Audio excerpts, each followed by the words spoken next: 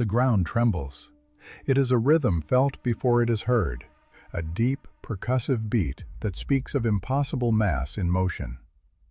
Above, a neck longer than a bus rises, a living siege tower crowned with a surprisingly small head, methodically stripping the canopy of ancient forests.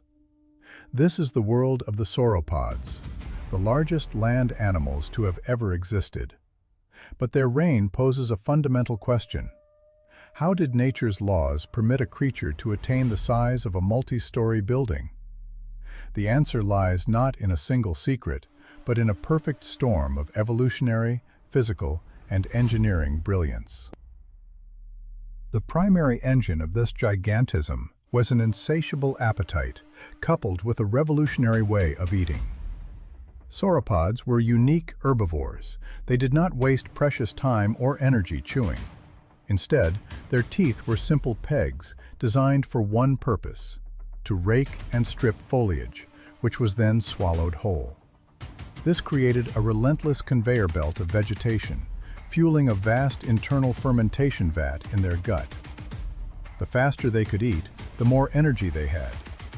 The more energy they had, the larger they could grow. And the larger they grew, the higher they could reach, tapping into food sources no other creature could touch. It was a self-reinforcing cycle, a biological arms race against gravity itself. Yet, to support such a colossal frame, one would expect a skeleton of unimaginable density. The reality was an engineering marvel. Within their bones lay a hidden architecture of hollow cavities and air sacs, a system remarkably similar to that of modern birds. These pneumatic bones were not solid concrete pillars, but intricate, lightweight trusses, providing immense strength without the burden of excessive weight. Thanks to this internal scaffolding, a Brachiosaurus that might have been expected to weigh 200 tons was instead a more manageable 40 or 60. They were not walking mountains of stone, but astoundingly light, air-filled structures. This avian connection extended to their very breath. A typical reptile's respiratory system is inefficient. The sauropods, however, was a supercharged engine. Air flowed in a continuous, one-way loop through the lungs, rather than in and out, as in mammals. This torrent of air ensured a constant supply of oxygen for their enormous muscles and, crucially, acted as a vital internal cooling system. Without it, an animal of this size would have simply cooked from the inside out. But perhaps the greatest physiological challenge was the heart. To pump blood up a neck stretching 9 meters into the sky requires a force that defies imagination. Scientists theorize their hearts were immense, multi-chambered pumps, generating blood pressure at least twice that of any land mammal alive today. The arteries of the neck may have been lined with a series of one-way valves, preventing the catastrophic backflow of blood between heartbeats. Their entire physiology was a collection of extreme solutions to extreme problems. To become so large was the ultimate evolutionary advantage, a shield against predators and the key to an endless banquet in the sky. These creatures were a testament to a world where scale was the ultimate answer, a living embodiment of the sheer force of life's ambition. They were an evolutionary pinnacle, a fleeting dynasty of giants that could only exist for a time, before the world itself changed beneath their thunderous feet. No predator of the Mesozoic could fell a healthy adult sauropod. To stand before one was to face a living mountain, a creature for whom the very concept of a natural enemy had become obsolete. Their gigantism was their fortress. This colossal scale was not a whim of evolution, but a masterclass in biological engineering. Their height granted them access to a world of untouched sustenance, a canopy of foliage far beyond the reach of any competitor. It was a strategy of profound efficiency. Here, in a paradox of biology, immense scale granted a slow, deliberate economy of energy. Every kilogram of their mass consumed less power than that of a smaller creature. turning their bodies into monuments of conservation. This allowed for lives of extraordinary length, stretching across 60, perhaps even 80 years. For evolution, this was more than enough time to recoup the staggering investment required for such monumental growth. Yet even for them, the laws of physics imposed a ceiling. Where is the absolute limit for a creature of the land? The constraints were unforgiving. The strength of bone, for one. As an animal's mass increases, the load on its skeleton grows exponentially, far faster than the cross-sectional area of the bones that must support it. There was a point where living pillars of stone would simply shatter under their own weight. Thermoregulation was another barrier. A larger body retains heat with terrifying efficiency. A giant risks cooking from the inside out under a Mesozoic sun. The heart, a biological engine of unimaginable power, would have to pump blood across enormous distances, fighting gravity with every beat. And finally, the simple, brutal mechanics of life itself. How could an animal of such mass safely mate or lay its eggs without catastrophic consequence? Modern calculations suggest the theoretical limit for a terrestrial animal hovers near 100 tons. And in the fossil record, we find Argentinosaurus weighing in at an estimated 90 tons, pressing right up against that physical precipice. The sauropods became giants not merely because they could, but because their unique anatomy, their hyper-efficient respiratory system, their way of life, and the very ecosystem they inhabited made it not just possible, but advantageous. Their size was the logical conclusion of millions of years of selective pressure, not an evolutionary anomaly.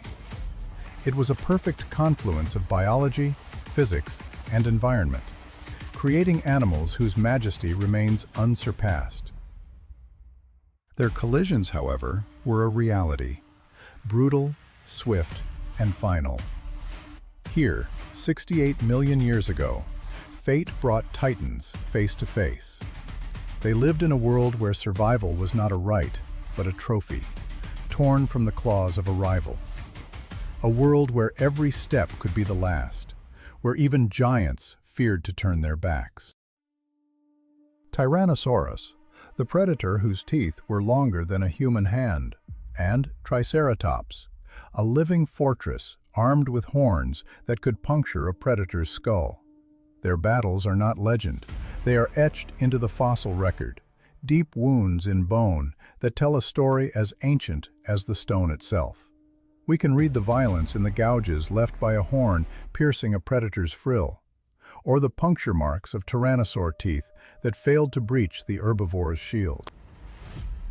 In the Jurassic twilight, another silhouette rises. Allosaurus, a hunter built for speed, confident and lethal.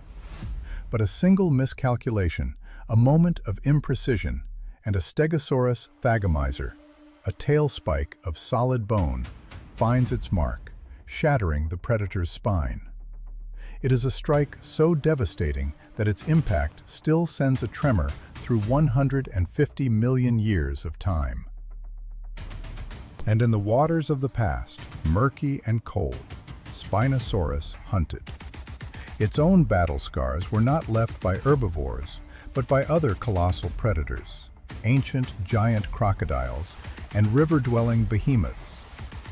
In this world, there were no heroes, no villains.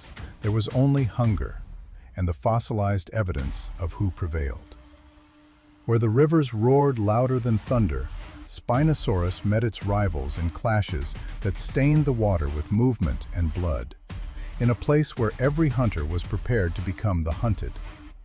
This was a world written not in words, but in scars, a testament to the unyielding truth that on a prehistoric Earth, the only law was the hunger to endure. These are not myths. They are the chronicles of the Earth itself, a history written not in ink, but in time and bone. Here, in the late Cretaceous, walks the Dreadnoughtus, a creature before which other giants seemed mere infants. Stretching nearly the length of a passenger jetliner, it was a living mountain of flesh and bone, its every footstep a tremor in the ancient soil. Yet, even in a world of titans, there were other colossi. From the fern-choked forests, a new silhouette emerges, low, swift, and lethally focused. This is Giganotosaurus, a predator whose entire being, whose very skull, was an instrument engineered for a singular, terrible purpose: to bring down giants. The massive whip of muscle, the thick reptilian hide.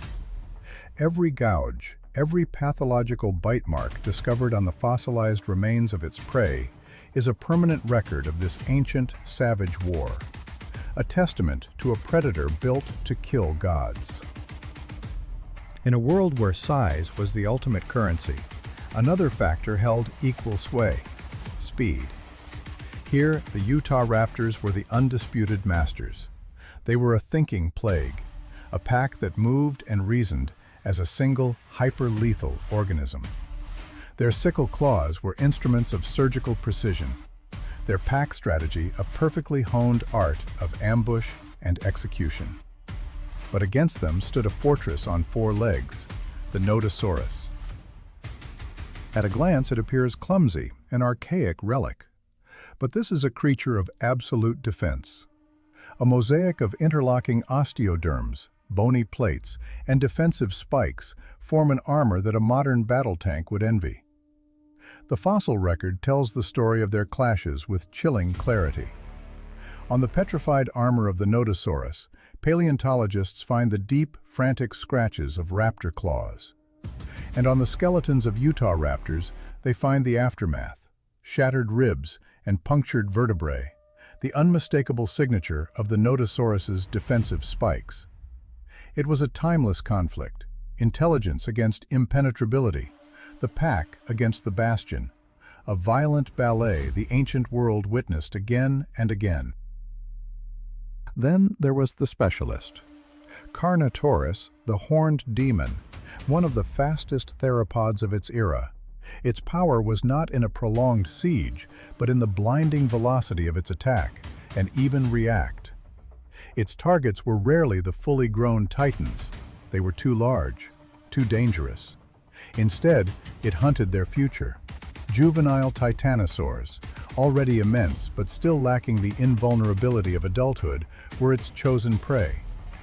On their bones, scientists find the characteristic tooth marks: shallow, slashing, the violent signature of a hit-and-run predator. These were not battles of attrition.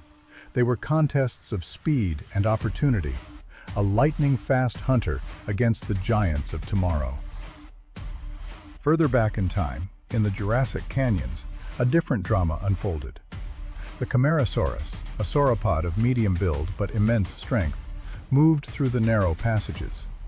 Its powerful tail was a coiled spring, ready to unleash a blow that could fracture a predator's skull. But here, in the shadows, lurked Torvosaurus, a sullen, gargantuan carnivore, larger and more robust than its contemporary, Allosaurus. Its heavy footfalls were a death knell, its roar a physical force that echoed from the canyon walls. The fossilized bones of Camarasaurus bear the deep, incisive grooves that perfectly match the teeth of Torvosaurus. In these confined spaces, such encounters were inevitable and fatal. There was no room to maneuver, no space to turn. The one who hesitated, the one who was caught off balance, became a victim.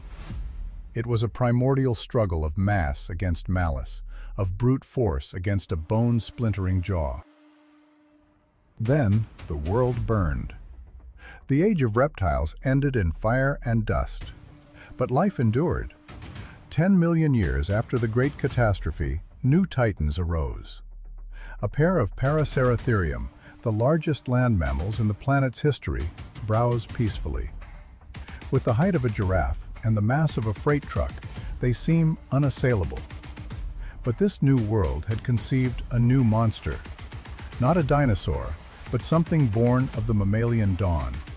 Andrewsarchus, a predatory aberration, a distant relative of hoofed animals, yet possessing the most powerful bite force of any known terrestrial mammal predator. Though direct fossil evidence of their confrontations is scarce, ecological models paint a terrifying picture of a colossal herbivore and a hunter with a skull nearly a meter long, a wolf in the skin of a bear, engineered to crush, to dominate. The Earth remembers every one of these struggles. Each fossil, each tooth mark, each fractured bone is a word in a story of eternal conflict. The players change. The stage is remade by time and tectonics. But the fundamental drama of life and death is reenacted across the eons, a silent testament to the wars that time itself cannot forget. An ancient drama, perpetually restaged across the millennia. Its actors change, but the roles remain the same: the hunted and the hunter. On the plains of Eocene Asia, the colossal herbivore was a walking mountain of flesh, a prize for any predator bold enough to claim it. For the adult Andrewsarchus, these titans were the ultimate target, whether as scavenged carrion or, for the vulnerable young, a living meal. But this eternal play reached its zenith in a far earlier age. We journey to Cretaceous South America, where a new animal has entered the stage: Argentinosaurus. It is one of the most immense creatures ever to walk the earth. Each footfall is a localized tremor. Its heart, a biological pump the size of an automobile engine. Its body, a moving skyscraper of bone and muscle, casting a shadow that blots out the sun. Yet, where there is a giant, there is always another who dares to challenge it. From the low scrubland, a pack erupts. Not one hunter, but several. Their strength is not in the individual, but in the devastating synergy of the team. Mapusaurus, kin to the mighty Giganotosaurus, a predator engineered by evolution for the explicit purpose of felling colossi. Their teeth alone cannot deliver a fatal blow through the titan's thick reptilian hide. But they possess a brutal, unwritten strategy. They strike at the legs, the massive pillars supporting the creature's weight. They aim to hamstring, to exsanguinate, to exhaust. In the fossil beds of Patagonia, the petrified bones of titanosaurs bear the telltale scars of this warfare.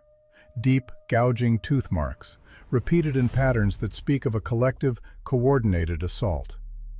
These were not swift, clean kills. They were wars of endurance. A living mountain, besieged by a relentless tide of teeth and claws, a vast world compressed into the space between a panicked step and a tearing bite. The theater of this conflict was not confined to one continent. In Asia, a different predator reigned: Tarbosaurus, the tyrant lizard's formidable cousin. It wore the same terrifying silhouette, possessed the same monstrous, bone-crushing jaw, yet its frame was lighter, built for greater speed. Its adversaries were often the region's own plant-eating giants. Here, too, the stones tell the story. Fossilized remains reveal the bite marks of large tyrannosaurids etched into the bones of these behemoths. Deep, violent scratches raking across ribs, the unmistakable imprint of powerful jaws closing with catastrophic force. These were often unequal duels. The Tarbosaurus would attack from ambush, striking from an angle where the giant could not quickly turn its immense body. The sauropod was not defenseless. It wielded a tail as heavy as a battering ram, a whip of flesh and bone capable of shattering the predator's limbs, of knocking the attacker senseless with a single, well-aimed blow. Every bite was a brand of fate. Every defensive strike, a desperate gamble for survival. On the ancient steppes, victory belonged to the one who first exploited a moment of weakness. But size is not the only measure of a predator's prowess. In North America, the Deinonychus were not giants, but they were masters of maneuver. Each sickle-shaped claw was a grappling hook, each leap an aerial assault. They operated as a single, terrifying organism, a pack of intelligent, feathered killers. Their most frequent quarry was the Tenontosaur, a robust, swift, and clever herbivore. The bones of these creatures reveal the chilling truth of their encounters. The remains of Tenontosaurus are often found alongside the skeletons of several Deinonychus. Their ribs are scarred with deep claw marks and the punctures of many teeth, evidence of multiple attackers striking simultaneously. The pack would swarm from the flanks, a blur of motion and lethal intent. One would feint, drawing the prey's attention, while others moved in to strike. The Tenontosaurus would fight back furiously, lashing with its tail, kicking with its powerful legs, sometimes succeeding in throwing a predator to the ground. Each scene was a battle of wits against numbers, an experienced fighter against a coordinated siege. It was the age-old story of wolves against a bison, written in the language of tooth and claw. And what of a defense so perfect it seemed unbreachable? On the same land, a silhouette took shape, a living shield crowned with two long horns. Torosaurus. It was an armored bastion of the late Cretaceous, its muscular neck supporting a massive frill of solid bone. A shield capable of deflecting the charge of a half-ton enemy. But on this day, its opponent comes from the air and the earth at once. A pack of Dakota raptors, giant feathered predators, nearly the size of an adult tiger. Their wings were not for flight, but for balance and intimidation displays. Their true weapons were the devastating sickle claws on their feet. They were an evolutionary pinnacle of speed, power, and coordinated predatory behavior, facing off against the ultimate expression of defensive armor. These were not mere battles. They were the engines of creation, the brutal crucible of evolution that forged predator and prey into ever more specialized forms. The fossil record is a silent testament to this relentless, epic struggle, a war of endurance fought across millions of years, whose echoes are forever captured in scars etched in stone. Talons, honed to the sharpness of obsidian scalpels, are designed to shear through flesh. The attack is a mirror of predation today, a terrifying echo across 66 million years. A blur of feathered fury launches from below, a raking strike intended to slide between the ribs, to sever the lifeblood at the throat. On the armored hide of the great ceratopsian, sparks erupt, not from metal, but from the violent collision of claw and bone. The horned titan, a behemoth named Thor by those who discovered him, lunges forward. His horns drop low, a palisade of solid keratin aimed at the heart of his attacker. This is a duel of impossible speed against immovable power. One miscalculated leap, one fraction of a second's error in judgment, and the dromaeosaur's charge will end in its own impalement. The fossil record is a silent testament to these brutal ballets. Scientists unearth wounds that perfectly match such encounters. Deep gouges from claws etched into bone, and punctures in the great bony shield of the neck frill, evidence of a desperate, final defense. It is a timeless contest of agility against might, of calculated ferocity against raw, defensive power. We journey further back, into the Jurassic heart of what is now China.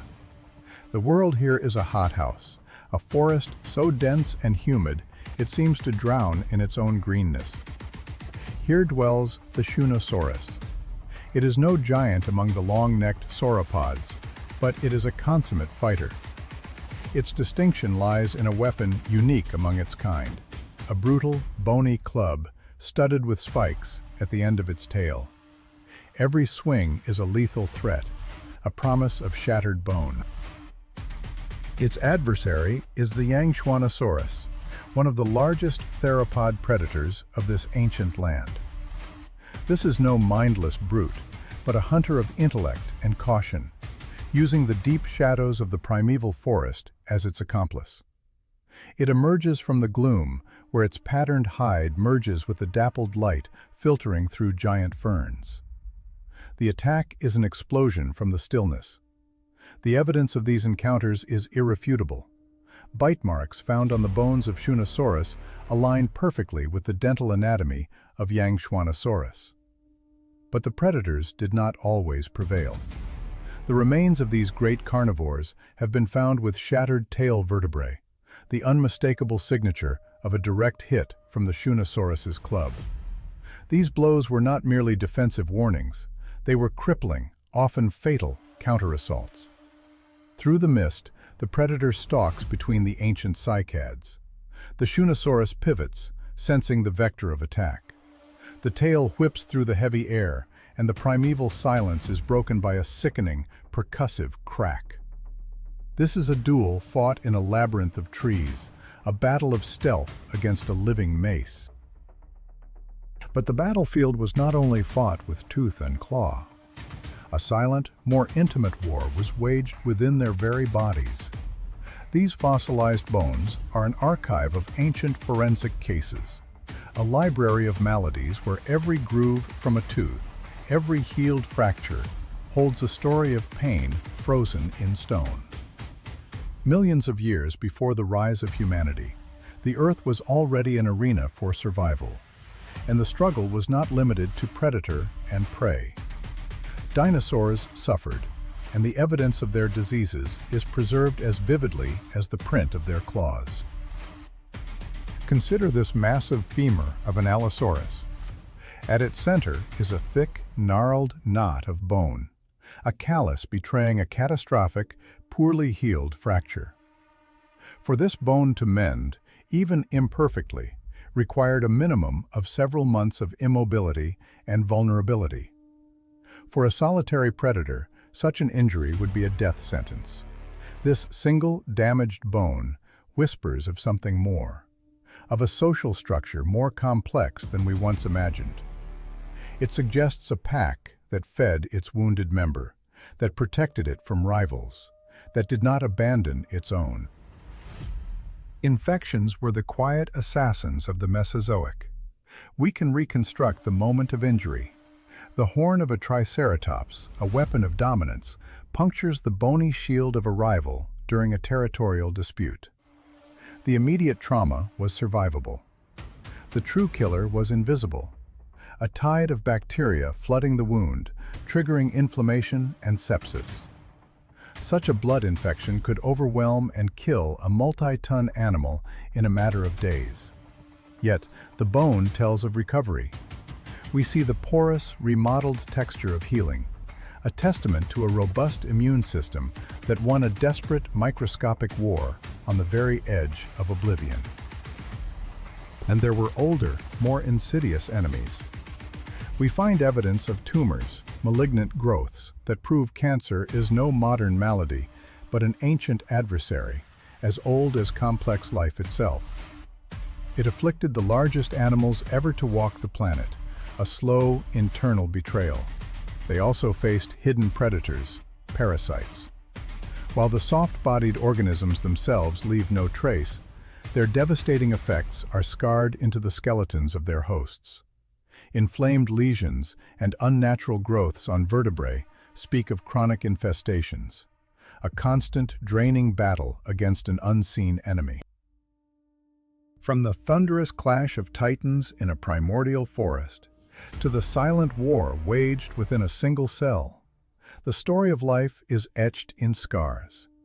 These bones are not mere relics of a lost and alien world. They are a profound chronicle of resilience. They are a testament to the fact that to live has always been to struggle, to endure, and to carry the indelible marks of survival. A truth as fundamental to the Earth millions of years ago as it is today. The bones do not lie. They are a silent testament, an archive of pain written in calcium and stone. Here, on this fossilized vertebra, there are no tooth marks, no signs of a sudden, violent end. But the consequences etched into its very structure are just as lethal. Swollen joints and thinned ribs, the unmistakable signature of chronic stress, of a life lived on the edge of endurance. This creature was a tempting prize for a Tyrannosaurus, had one managed to catch it. The fact that it survived such afflictions, that it lived long enough for its skeleton to record this struggle, tells a story not of one, but of many. It means that the great dinosaurs were rarely alone. They moved in herds, bound by a complex hierarchy. They defended their young, and perhaps they even protected their wounded. Every scar, every healed fracture is a chapter in a history of struggle, of pain, and of an incredible life force that, just as it does today, refused to surrender until the very last beat of its heart. Time moves on, but the great procession of life is never ending. When the last of their kind fell silent, the earth was not left empty. Into the void stepped other titans, strange, majestic, and now almost entirely forgotten. This is the story of a world ruled by the giants of the Cenozoic Age. In the sparse, ancient forests of Central Asia, a shadow falls across a clearing. It belongs to Paraceratherium, a hornless relative of the rhea. Its mass exceeded 10 tons. With deliberate, ponderous grace, it reaches for foliage far beyond the grasp of any competitor. Each movement is unhurried, economical. In a world of infrequent rains and persistent drought, victory belongs to the one who can browse where no other can reach. Its sheer size is its armor against the few predators brave enough to challenge it, and a passport to the most exclusive sources of food. But to be a giant is to be forever in debt to the landscape. The colossal must always be moving, always searching, remembering where the green endures the longest. Elsewhere, on the plains of North America, a different sovereign reigns. Megacerops, a titan of similar weight, but defined by a bizarre, forked horn of solid bone. This is not a weapon of annihilation, but a symbol of status. Males measure their strength in contests of will, meeting head-on to shove a rival into submission, not to pierce his hide. It is a tournament where raw fury is outmatched by endurance and fortitude. The victor claims the territory with the richest thickets. The loser retreats to try his fortune another day. So it continues, generation after generation. But the plains are shifting. The climate cools, the forests recede ever further. For those who built an empire on leaves and shrubs, a new and unforgiving order is about to dawn. In the wetlands of North Africa, we find Arsinotherium, a heavy-bodied herbivore, a distant cousin to ancient elephants and hyraxes.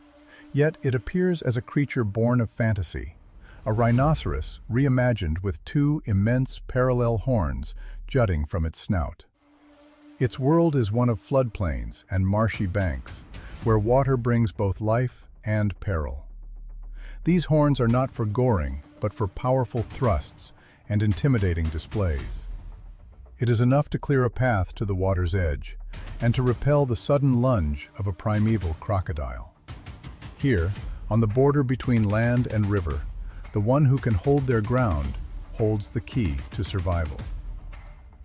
On the other side of the planet, a continent drifting in isolation, another giant makes its way.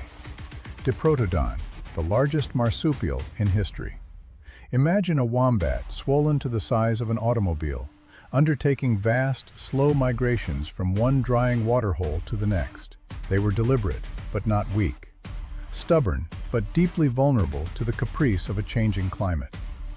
As the great droughts of the Pleistocene lengthened, every pause on the long march became a gamble. To be a giant is a strategy, to reach higher, to stand firmer, to endure longer. But it is also a profound pact with the world, a pact of immense demand. Great bodies require great landscapes, and when the landscape withers, the titans who depend upon it. A fragile dependence on climate. on the slow, inexorable turning of generations, on the delicate stability of an ecosystem. We inhabit an Earth where these titans are gone, their echoes preserved only in stone. But the lesson of their lost world is brutally simple. When you alter the environment, you alter the destiny of the greatest among us. And sometimes that change is forever. The ocean. It is an empire older than the forests, a realm deeper than the highest mountains.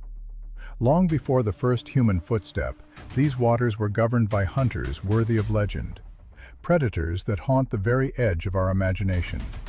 The pliosaurs, the mosasaurs, the ichthyosaurs, and the armored fish of a forgotten age. A question lingers in their silent wake. Who among them was more terrifying than the megalodon? And in what sense do we measure that terror? Consider the pliosaurs, the short-necked behemoths of the Juras. And while 12 meters is not the 25 of cinematic myth, to witness it in the flesh would be to understand true insignificance. Their strategy was one of pure, merciless power. An explosive rush from the depths, a grip of conical teeth sinking into fin and neck, and a violent, thrashing shake to tear their victim apart. In the teeming Jurassic oceans, where giant reptiles and colossal fish were the norm, victory belonged to the one who could deliver the most devastating first strike. Then came the late Cretaceous, and with it, a new dynasty. The mosasaurs, serpentine marine lizards, the undisputed masters of panic in their time. The great Mosasaurus hoffmanni and the formidable Tylosaurus reached lengths of 15 meters, with some disputed estimates suggesting even greater sizes. They rose as the pliosaurs waned, their reign a testament to adaptation. Theirs was the ambush from the side, the sudden assault from the crushing darkness below. Tylosaurus possessed a reinforced snout, a battering ram to stun its prey before the final attack. They were the open ocean's nightmare, turning placid waters into a theater of chaos with their sudden, overwhelming violence. But to find the most alien of these rulers, we must travel further back into the Devonian period. Here, in seas yet untouched by marine reptiles, reigned the Dunkleosteus. At perhaps 6 meters long, it was not the largest, but size is a crude measure of fear. It had no teeth. Instead, its jaws were lined with immense, self-sharpening plates of bone, a biological guillotine. Its skull was a fortress of armor, and its bite was a biomechanical marvel, capable of snapping shut with lightning speed and immense force, shearing through the thickest shells and toughest hides as if they were parchment. In a world of armored fish, the Dunkleosteus was both judge and executioner, a slow, implacable force of nature. And what of the ichthyosaurs? They were a dynasty of their own, a relentless pursuer of squid and fish, a streamlined torpedo of muscle and bone. Their weapon was not bone-crushing power, but speed and tireless endurance. Yet their lineage also produced the colossal Shonisaurus, a creature that reached 20 paths to survival, one of grace rather than brute force. Finally, we arrive at the Megalodon, the giant shark of the Miocene and Pliocene. A predator that grew to between 14 and 18 meters, it was the last of the true sea monsters. Its tactic was horrifically efficient: strike and amputate. A single, devastating bite from a mouth lined with serrated daggers was designed to shear off a whale's fin or tail fluke, leaving the helpless victim to bleed out in the cold sea. For the juvenile whales of its era, it was a living nightmare. But Megalodon lived in a different world, an ocean cooling towards an ice age. To compare these champions directly, to ask who would win, is to stage an impy rules of engagement are defined by their time. In the Cretaceous Ocean, a large mosasaur against a large pliosaur would be a duel of styles. The serpentine flexibility and wide gape of the mosasaur against the explosive, bone-shattering grip of the pliosaur. Victory would belong to whoever landed the first decisive contact. Against a shark of megalodon scale, a mosasaur's only chance would lie in maneuverability, evading the shark's catastrophic mass and power-driven assault. So, which creature was truly the most fearsome? The answer shifts with the turning of the ages. In the Devonian, the armored dread was Dunkleosteus. In the Jurassic, the undisputed tyrant was the pliosaur. In the Cretaceous, the mosasaurs rose to claim the throne.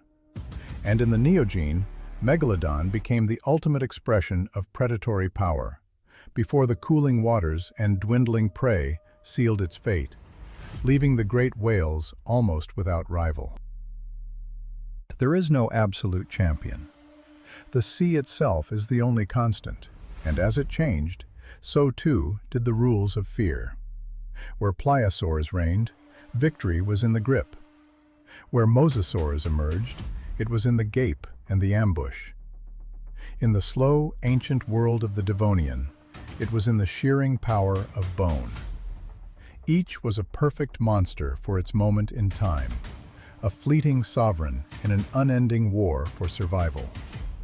For when the world changes, supremacy is never permanent, and the ocean always writes the final chapter.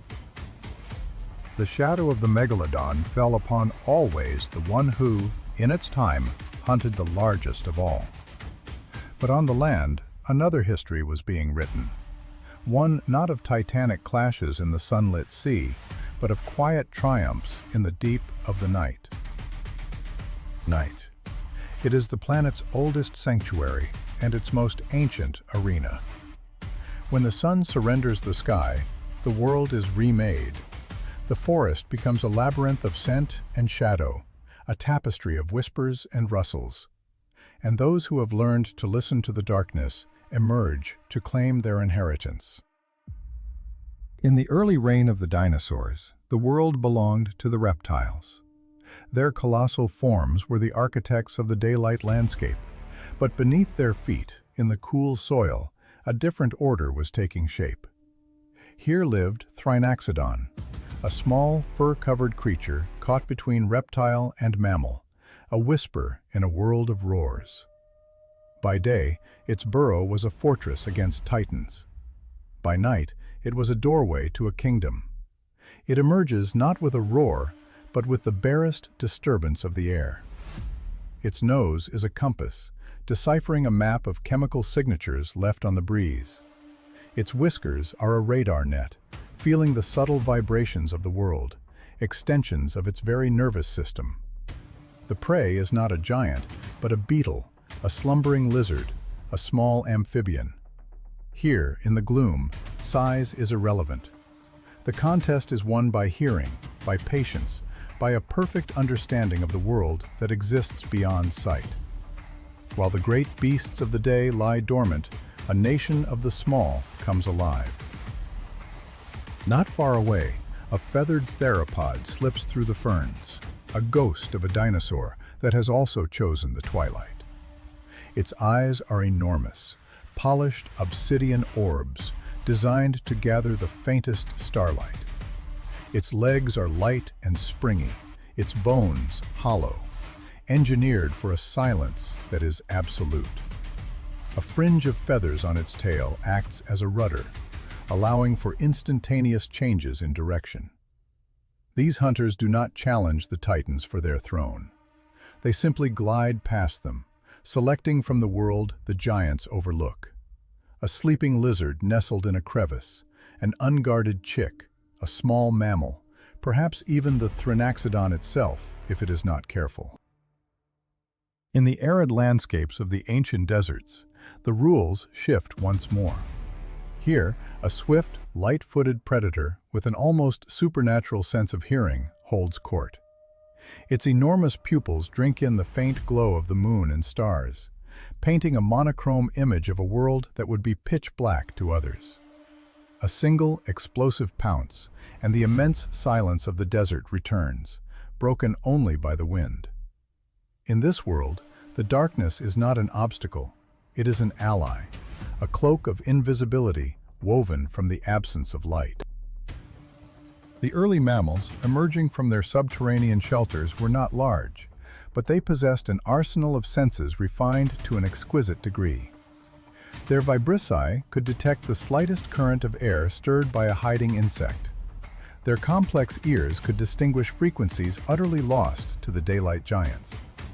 Some became masters of the earth itself, their narrow snouts and powerful forelimbs tipped with claws designed to fracture the clay walls of an insect nest or excavate a hidden root. They were not the vibrant, magnificent heroes of the sunlit stage. Instead, they were the patient, meticulous conquerors of the night. To hunt beneath the ground is to practice a geometry of cracks and patience. For these Darwinian pioneers, the burrow was not merely a home, it was a highway to sustenance. In the absolute blackness, eyes become useless relics. The world is perceived through the skin, through the whiskers, through the ears. Every tremor in the soil is a footstep, a clue on a map held only in memory. Here, hunter and prey often meet face to face, separated by the distance of a single, held breath. The night grants freedom from the sun's oppressive heat and from the gaze of larger competitors. But it is a demanding master. It makes the world smaller, the scent trails fainter. It imposes a deadline, the inexorable approach of dawn. It offers no second chances, no margin for error. To hunt in the dark is to see without eyes. It is to hear the shifting of a single grain of sand, to feel the temperature change in the air, to read the cold, invisible trail of a creature that passed hours before. The history of the night is a history of these small, silent victories. Where the day belonged to brute force and scale, the night fostered a different kind of mastery. The mastery of patience, of silence, of precision. And as the first bird of the morning cries out to greet the sun, the lords of the darkness are already home, their hunger sated, carrying with them another secret the daylight world will never truly understand. Silence feristal and cold, and the sky, immense and black, flashes with the ethereal green seam of an aurora. And in that profound silence, the secrets of the dark are kept, waiting for the sun to once again turn away.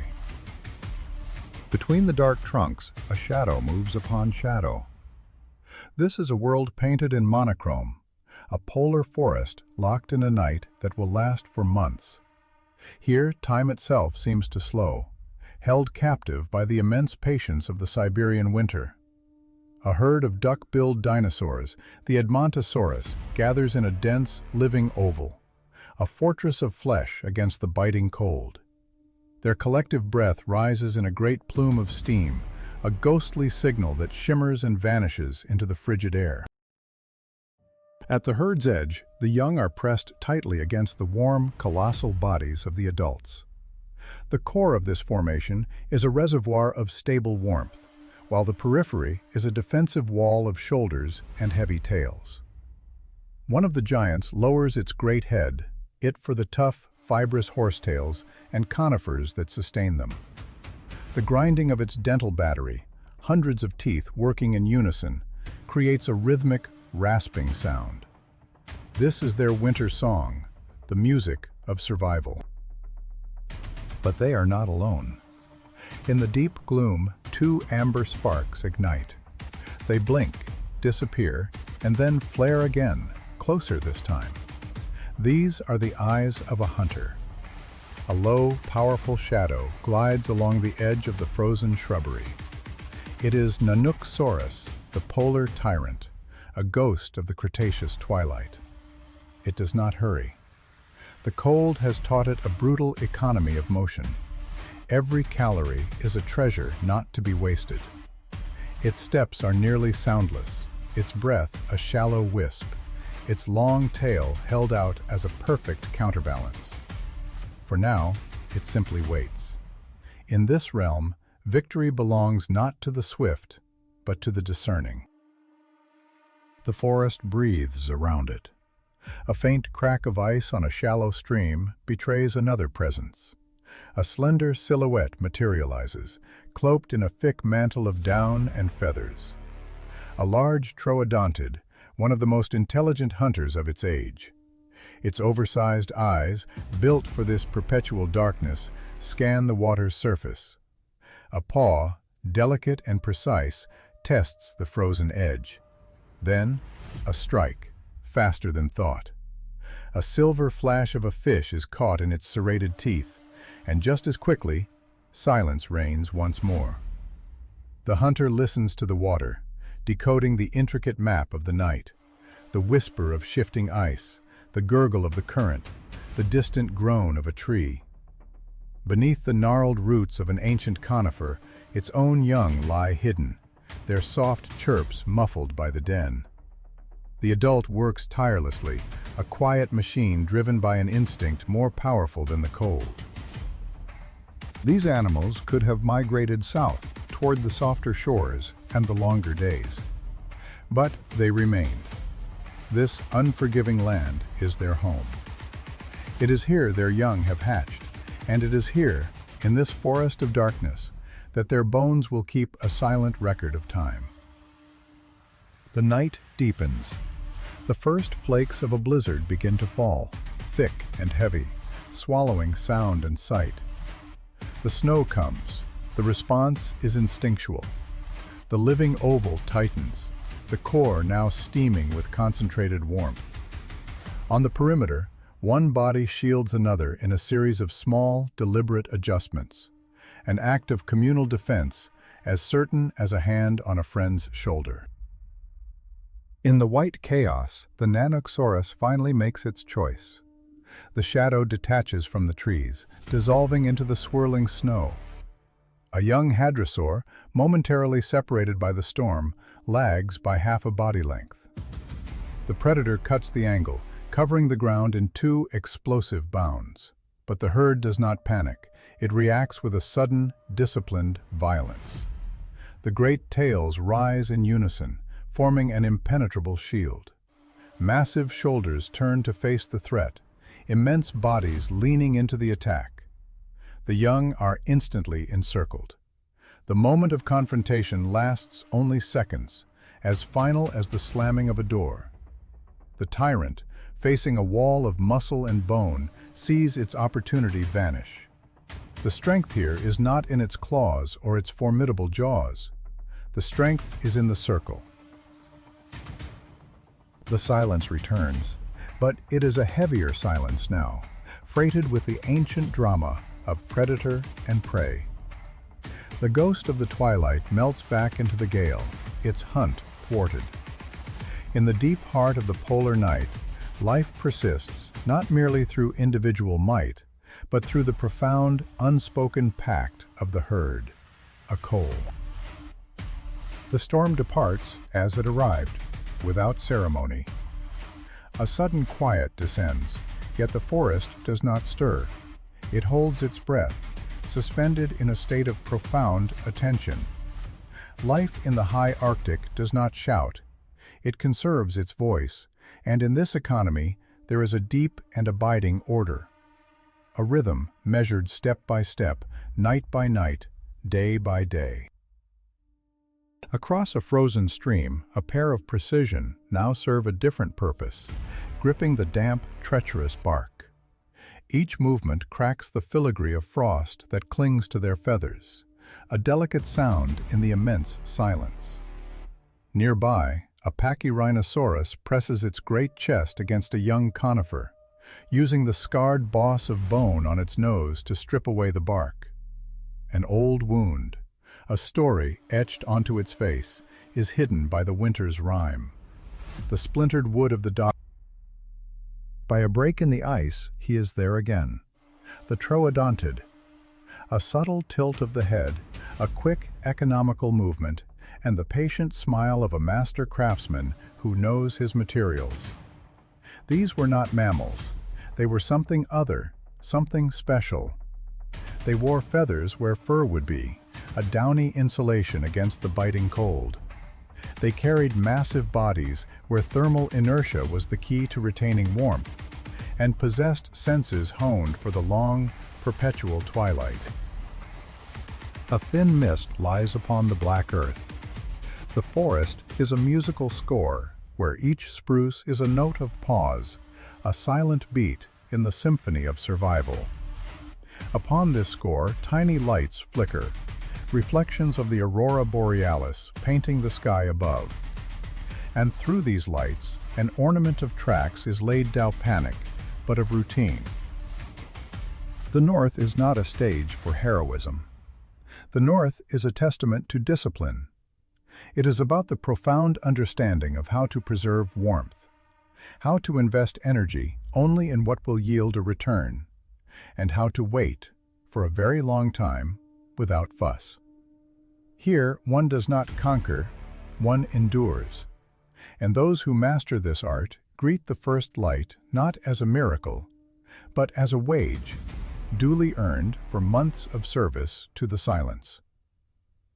On the horizon, a faint gray-pink stripe is born. The herd moves toward it without hastening its pace, as if it knows that the day is now with them, and it will not leave. Life for these titans began in the fragile confines of a shell. The eggs of the great horned dinosaurs, the ceratopsians, were a stark contrast to the armored might of the rulers of the late Cretaceous. A hatchling Triceratops entered the world no larger than a calf. Its signature horns were still soft, pliable nubs of cartilage, and the immense bony frill that would one day serve as its shield was merely an outline. For the first weeks of its life, it would remain in the shadow of its mother, a part of the vast, moving fortress of the herd. Without the protection of the adults, its chances of survival were almost zero. They fed on the softest vegetation, new ferns, young cycads, and tender leaves growing with astonishing speed. Within the herd, the young found their only true safety. A wall of adult bodies, a living shield of horn and bone, would force to come. They would butt their small, soft horns, practicing for the future duels that would determine status and mating rights. Only after years of growth would these horns harden into formidable weapons, and the frill expand into an impenetrable shield. Thus, the vulnerable newborn was slowly forged in the crucible of the polar seasons, transforming into one of the most recognizable giants of the Cretaceous period. Not all dinosaurs abandoned her lizard, earned her title through the discovery of nesting colonies, where evidence of prolonged parental care was etched into the fossil record. In this land of extremes, the future of a dynasty rested not on the strength of a single individual, but on the bonds that held the generations together. In the long polar night, survival is not a prize awarded to the strong, but a quiet inheritance earned by the patient. In the lost world of the Mesozoic, a name was earned in the fossil record, a name that speaks across 75 million years. Maiasaura, the good mother lizard. Her young entered this world utterly dependent, their limbs too frail to stand, their bones yet to harden against the brutalities of their age. For the first weeks of their existence, the nest was their entire universe, a fragile sanctuary woven from earth and vegetation. They were defenseless, a potential meal for any passing predator. But they were not alone. The mother was a tireless provider, making constant journeys to bring them fresh shoots and tender leaves, a lifeline of nourishment delivered to their waiting mouths. As they grew, she stood vigil. Fossil beds reveal a lost society, evidence not of a single nest, but of vast colonial nesting grounds. This was a community built on shared defense, where a fortress of adults stood between the young and a hostile world. The herd was the ultimate shield. The hatchlings grew with astonishing speed. Within a few months, their legs were strong enough to carry them from the nest and into the great wandering herds. Here, their education truly began, learning from their elders the ancient rhythms of survival, how to find food, how to sense the subtle shift in the air that signaled danger. This profound parental investment and collective protection gave the young of the Maiasaura a chance at life far greater than most of their contemporaries. Theirs is a rare, fossilized portrait of genuine care in a merciless era. But this level of devotion was an exception, a stark contrast to the lives of others. For the young of the sauropods, the greatest titans to ever walk the earth, childhood was a far harsher ordeal.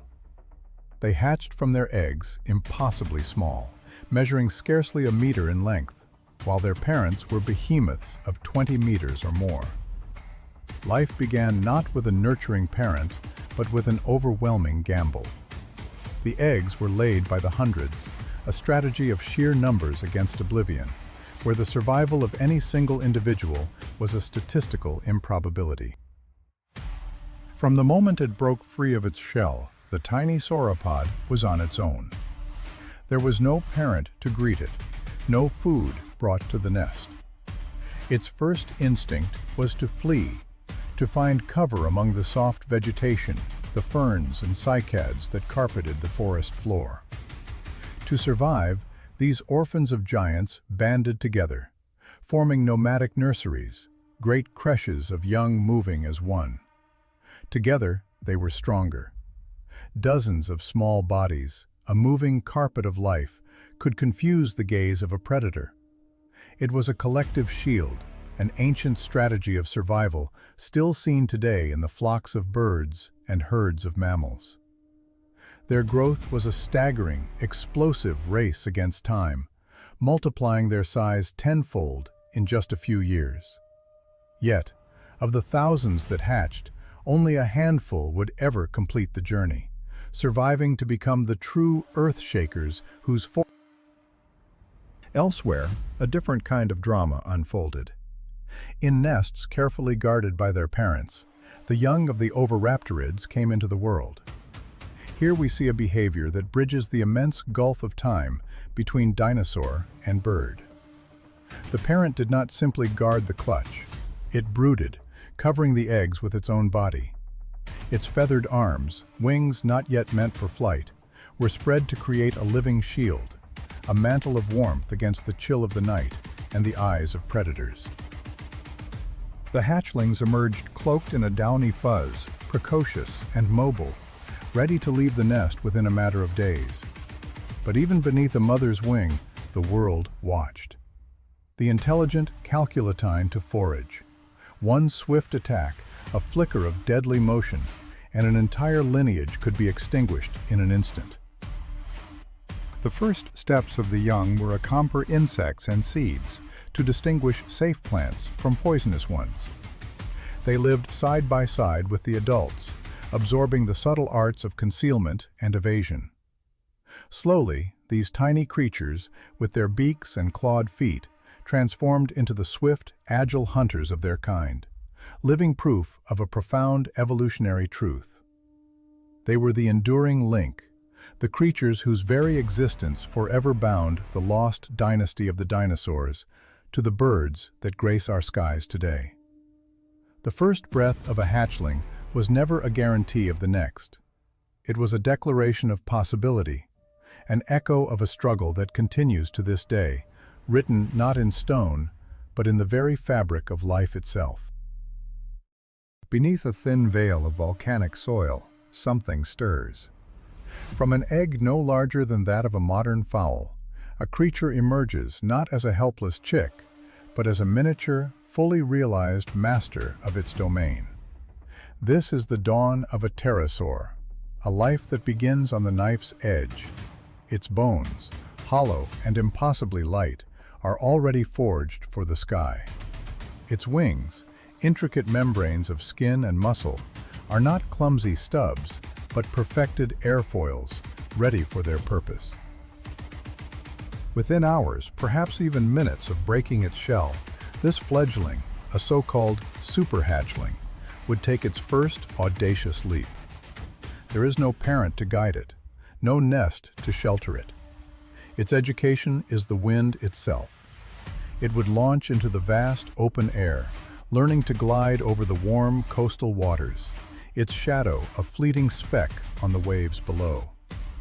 Its first meals were not brought to it but hunted, insects plucked from the air, or tiny fish snatched from the surface in a daring dive.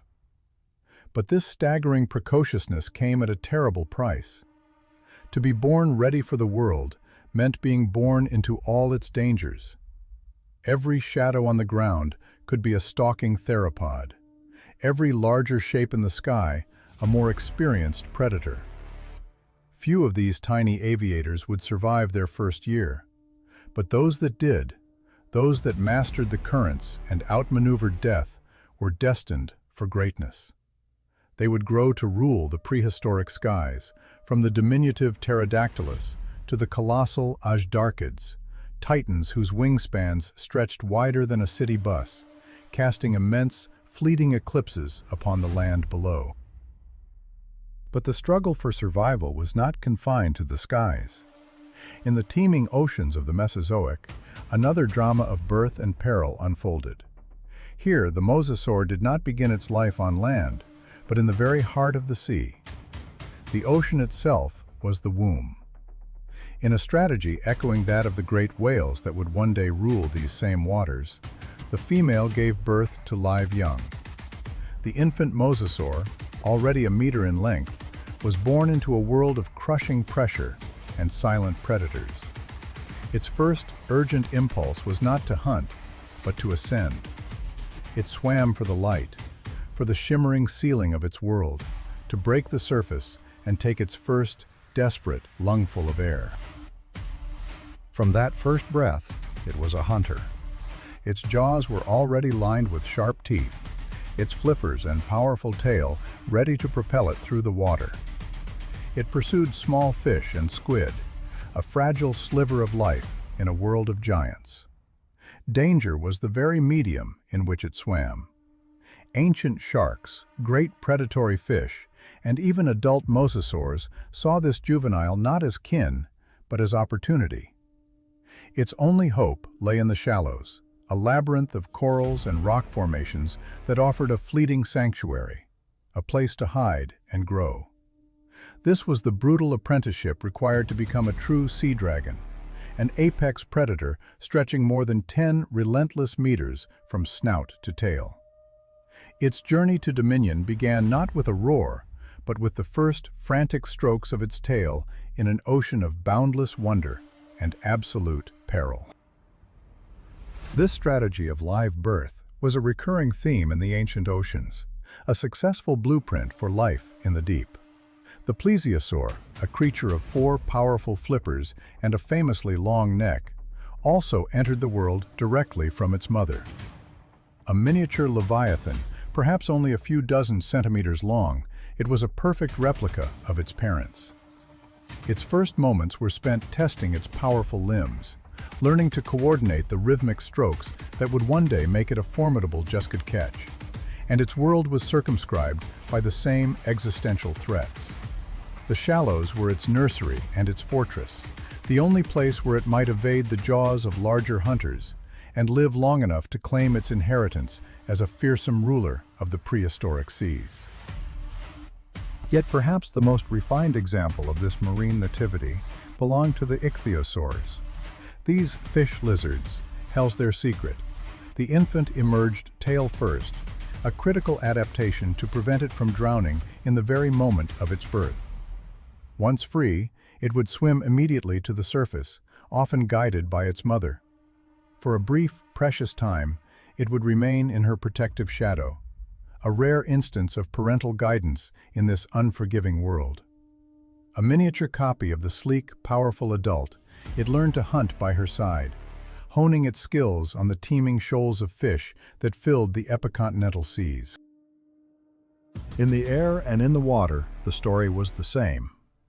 A narrative of profound vulnerability as the prelude to immense power. It is a testament to the sheer, indomitable force of life, a force that drives a hatchling to fly on its first day and a newborn to hunt in its first hour. The path to dominance was never granted. It was seized in the first moments of life, against impossible odds, by the smallest of giants. Into the teeming waters of the Jurassic, a new life enters the world. Not from the shelter of an egg, but born live, tail first, into an ocean that offers no sanctuary. For the young ichthyosaur, the first moments are a frantic race against death. The sea is a cauldron of predators. Sharks, ancient and relentless, patrol the reefs. Great pliosaurs, true leviathans of the deep, hunt in the sun-dappled upper waters, their shadows spelling doom for the unwary. The newborn, a perfect but miniature replica of its parent, must swim, and swim fast. Its survival depends on instinct, speed, and luck. For the few who survive this crucible, an astonishing transformation awaits. Within a few years, they will shed their vulnerability, their bodies elongating into sleek, powerful forms. They will become the swift and graceful hunters they were born to be, the undisputed masters of the Mesozoic seas. But the peril was not confined to the open ocean. Along the great river systems of ancient North Africa, another dynasty was being forged in water and shadow. A female Spinosaurus selects a secluded patch of earth near the water's edge to lay her clutch. When her young emerge, they are not yet the semi-aquatic titans of their kind. They are small, fragile, yet already equipped with the tools of their trade. An elongated snout, studded with conical teeth in a labyrinth of mangrove roots and murky lagoons. Here, they learn to hunt, snapping at small fish and aquatic invertebrates. They learn to swim, to hide, to become one with the silt and shadow. But danger is a constant companion. Crocodilomorphs lurk beneath the surface. Other dinosaurs patrol the banks, and, most terrifyingly, even an adult Spinosaurus might view a stray juvenile as little more than a meal. The growth, for those who endure, is relentless. In a matter of years, the small fisher will erupt into a fearsome giant, its iconic sail rising from its back, a unique predator, holding dominion over both land and water.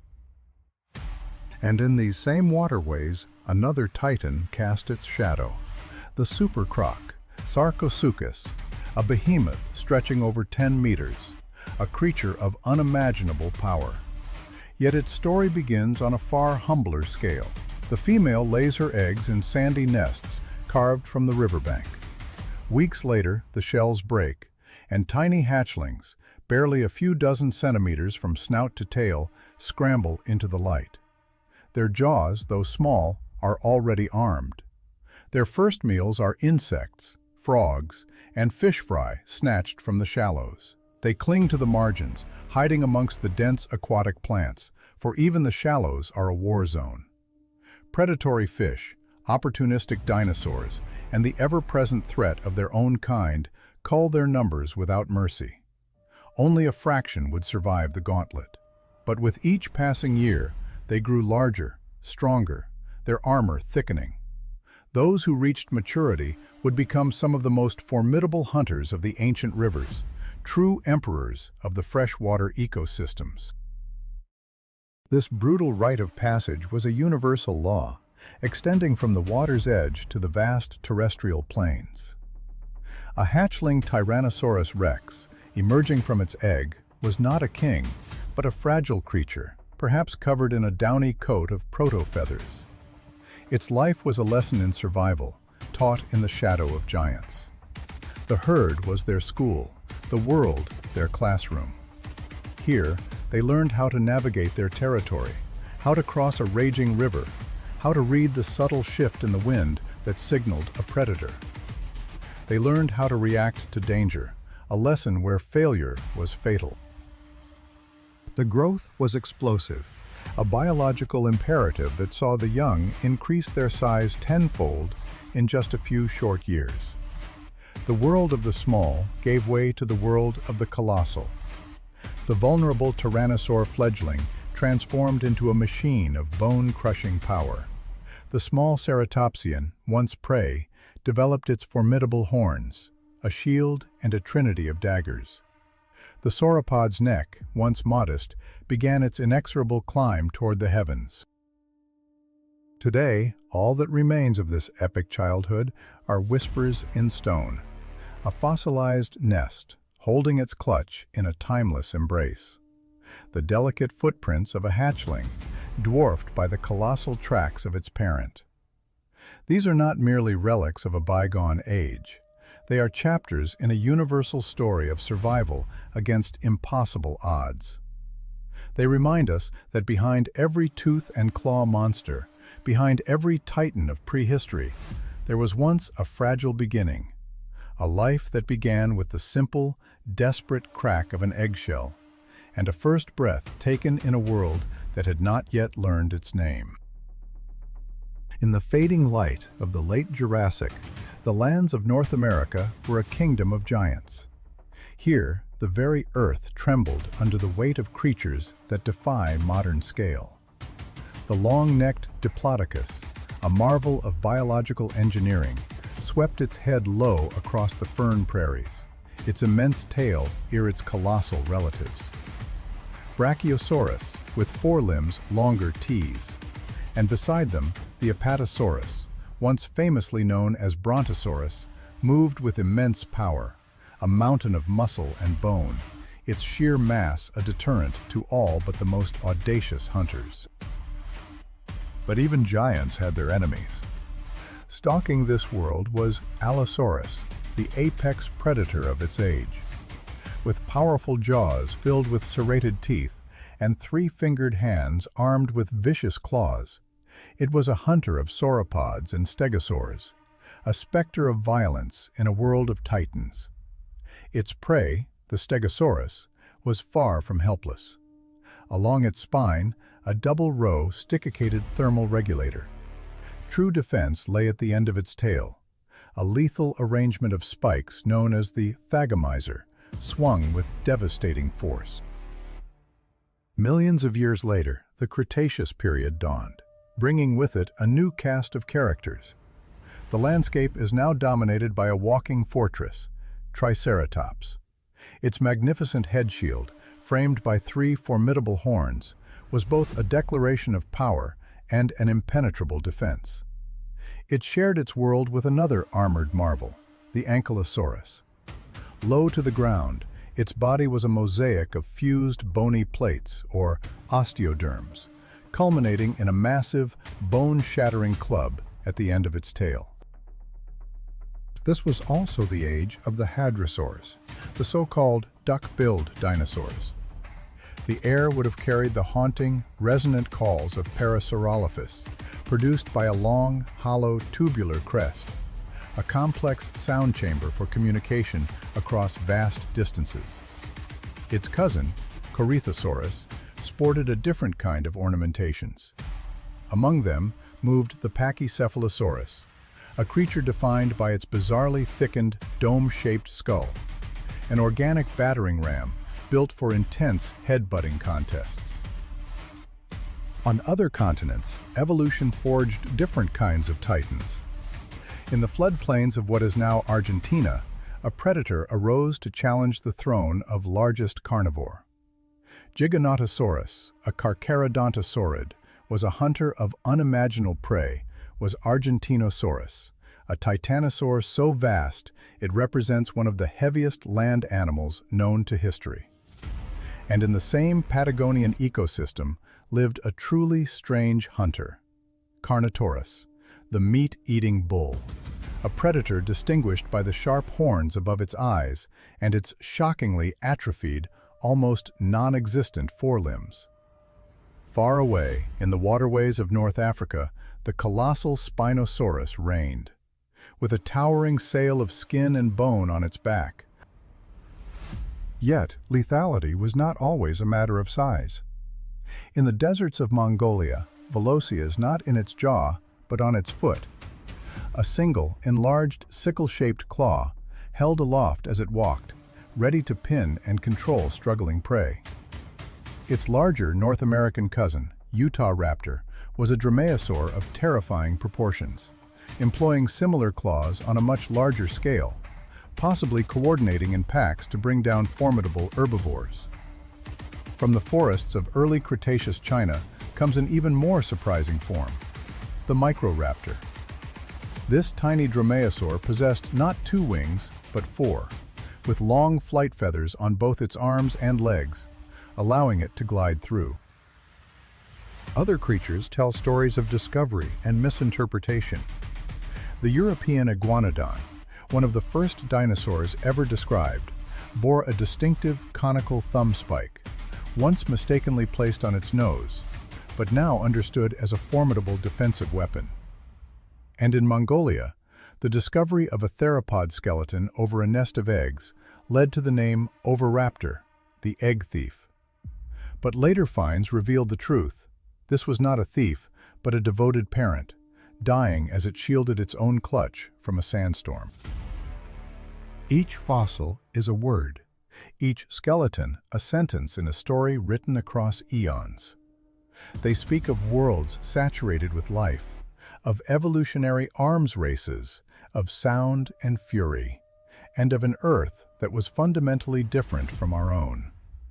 They are echoes of a lost majesty, a reminder that our planet's history is deeper and more spectacular than we can ever fully imagine. A silent testament to life's endless, brutal, and beautiful creativity. In the twilight of the Cretaceous, the very definition of a predator was being rewritten. Here walked Therizinosaurus, a theropod that had turned its back on a carnivorous ancestry. Native to the woodlands of Asia, it was a walking paradox, its long neck and pot-bellied frame betraying a diet of plants. Yet, its hands were armed with the most terrifying claws in the animal kingdom, 3 scythes on each arm, each nearly a meter in length. They were not for tearing flesh, but for hooking and pulling down high branches, a formidable defense that would give any predator pause. Another enigma roamed these Asian landscapes, Deinocheirus. For decades, it was known only from a pair of colossal 2.5-meter-long arms. When the rest of its skeleton was finally unearthed, the reality was stranger than any fiction. This was a gigantic, hump-backed creature generalist, wading into waterways to feast. While these giants lumbered through the day, the Cretaceous night belonged to smaller, sharper minds.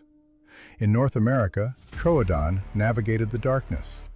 Its most defining features were not claws or teeth, but its enormous, forward-facing eyes, built to gather every photon of moonlight. Possessing one of the largest brains relative to its body size of any dinosaur, this highly historic undergrowth.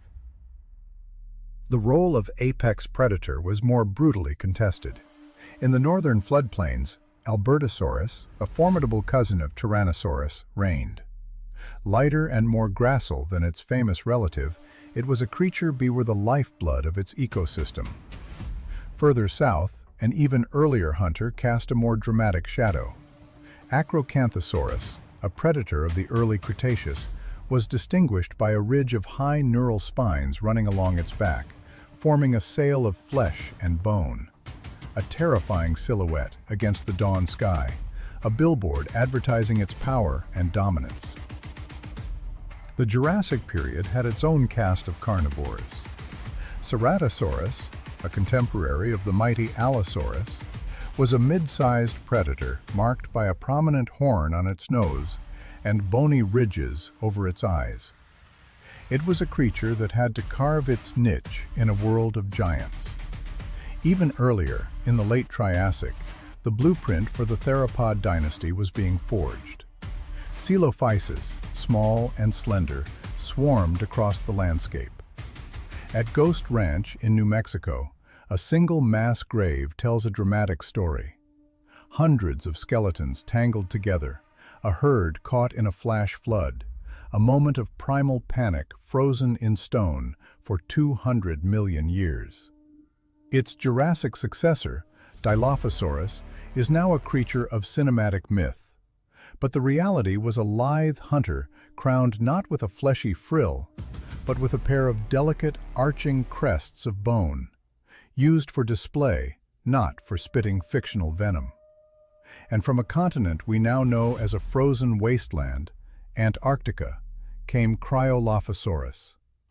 This early Jurassic predator sported a unique transverse creseasonal darkness. In the southern hemisphere, on the island of Madagascar, Majungasaurus held sway. A stocky abelosaurid with a shortened snout and a single blunt horn, it was a brutish hunter in a harsh environment, an ecosystem so unforgiving that it drove this predator to cannibalism, its own kind a resource in times of desperation. Yet the story of them all begins with one. Megalosaurus, the great lizard from Middle Jurassic England. Its discovery in the 19th century was a spark. The first dinosaur ever to be scientifically described, opening a doorway in the human mind to a world deeper and more imagined. While these carnivores perfected the art of the hunt, their prey evolved an equally impressive array of strategies for survival. The ornithomimids speed. With long, powerful legs and toothless, their velocity their only shield. Others found safety in numbers. The great hadrosaurs, or duck-billed dinosaurs, formed immense herds that migrated across continents. Edmontosaurus was a classic of this kind, a gentle giant of North America. Its namesake, Hadrosaurus, discovered in New Jersey, was the first relatively complete dinosaur skeleton found in the Americas, proving these animals were bipedal and forever changing our view of them. In China, their kind reached staggering proportions, with Shantungosaurus, one of the most massive hadrosaurs known. But the most spectacular defenses belonged to the ceratopsians. These were living fortresses. Styracosaurus of Alberta was a vision of defensive might, with a long nasal horn and a breathtaking frill erupting into a crown of immense spikes. Its relative, Centrosaurus, featured a large horn over its nose, as skulls of any land animal. Its enormous frill, a billboard for display, framed by 5 prominent horns. And in the far north of Canada and Alaska, Pachyrhinosaurus eschewed the typical nasal horn for a massive, thickened boss of bone, a battering ram at the front of its skull. These were not passive herbivores. They were powerful, formidable animals, their ornate horns and shields a rich tapestry of evolution, woven for combat, for recognition, and for the simple, brutal purpose of staying alive. Each fossil is a whisper from a lost world, a fragment of a life once lived with purpose and struggle. They are echoes of a planet teeming with forms so strange they challenge our imagination. A reminder that the story of life is far grander and more bizarre than we could ever invent, and that entire worlds can rise, flourish, and vanish, leaving behind only silent monuments of bone. In the arid crucible of mid-Cretaceous Mongolia, a small, horned dinosaur foraged amidst the dunes. This was Protoceratops, a creature whose legacy is cemented not just by its bones, but by the intimate details of its life, fossilized nests that speak of parental care, and one extraordinary fossil that captures its final, desperate moments, locked in a mortal ballet with its nemesis, the velociraptor. Its contemporary, the Psittacosaurus, or parrot lizard, navigated this same world. An early ceratopsian from Asia, it wielded a powerful, shearing beak, a precision instrument for slicing through tough vegetation. But its most striking feature was a fleck, but for the timeless rituals of display and recognition. Defense, however, would soon evolve into a far more formidable art.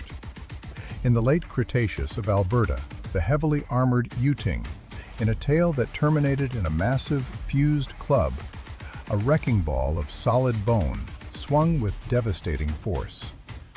Its cousin from North America, the Nodosaurus, belonged to a different school of defense. It lacked the tail club, but compensated with an arsenal. Earlier Polacanthus showcased its own unique armor, a distinctive sacral shield, a fused carapace of bone over its hips, flanked by rows of menacing spikes. These walking citadels were a response to an ever-present threat. In late Cretaceous Uzbekistan, that threat had a name: Ulugh-Begsaurus, a colossal carcharodontosaurid known from a single telling fragment of its upper jaw. It was a giant, estimated at 8 meters in length. In its time and place, it was the undisputed sovereign, a herbivores it pursued. But the continents were only one stage for these epic struggles. Beneath the waves, in the vast primordial oceans, other dynasties rose and fell. The early Jurassic seas were home to the Plesiosaurus, a creature of elegant paradox. Its long, serpentine neck, accounting for much of its body length, was paired with a rigid torso and 4 powerful flippers, propelling it through the water with a unique underwater flight. Its diet was fish, its teeth a cage of needles. Yet this graceful hunter was prey for another. The pliosaurs, the short-necked, massive-skulled cousins of the plesiosaurs, were the apex predators of the Jurassic seas. Liopleurodon, from Middle Jurassic Europe, possessed a skull of immense size and jaws built to exert unimaginable force, capable of dispatching the largest of marine vertebrates. Its successor in the early Cretaceous of Australia was Kronosaurus, a leviathan whose massive conical teeth were designed not to slice, but to puncture and tear, overwhelming its victims with sheer power. As the Cretaceous wore on, a new oceanic tyrant emerged. The Mosasaurus was not a dinosaur, but a colossal aquatic lizard, its serpentine body propelled by a powerful bifurcated tail. A supreme predator of the late Cretaceous oceans, it hunted fish, reptiles, and anything else that crossed its path. One of its most formidable relatives was the North American Tylosaurus, a large mosasaur distinguished by an elongated, blunt snout, a bony rostrum it may have used as a battering ram to stun or disable prey before seizing it in its formidable jaws. Yet the long-necked design persisted. The late Cretaceous Elasmosaurus took the plesiosaur body plan to its extreme. With a neck so impossibly long, it constituted half of its total body length, allowing it to ambush schools of small fish from below. Other lineages mastered the water with breathtaking efficiency. The early Jurassic Ichthyai, Jurassic seas. This adaptation for vision reached its zenith in the Jurassic Ophthalmosaurus. Its name, the eye lizard, is no exaggeration. Its eye sockets were the largest, relative to its body size, of any known vertebrate, supported by a bony sclerotic ring that helped the eyeball maintain its shape against the crushing pressure of the deep. It was an animal perfectly tuned for hunting in the twilight zones of the ocean. The Triassic giant Shonosaurus from North America grew to titanic proportions, yet its long snout was relatively toothless, suggesting a specialist feeder, perhaps preying on soft-bodied cephalopods in the dark abyss.